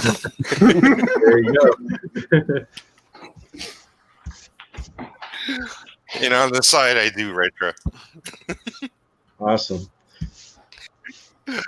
But yeah, thank you everybody who came on the stream today. Those that are here and those that were previously here. And thank you everybody who chatted in the chat. You make sure to like this video, subscribe to my channel if you haven't already. There's a lot of links in my video description, one of which is my Patreon if you want to become a patron. Support my show, support everything I do. There's also a PayPal .me/Peter Palmiotti if you want to throw me a tip, buy me some coffee, buy my cat some cat food, that sort of thing. And yeah, I'm taking a break, like I said early on the show. But I'll be on Comedy and Mark's show September 7th, which is Monday at 5 p.m. on his stream. Then September 9th on my channel, I'll be back with Enrique Lopez, who's going to have me on his show on IGTV in December. So we're switching streams or something.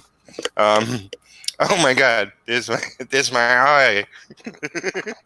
You, Peter. My eye is staring back to me.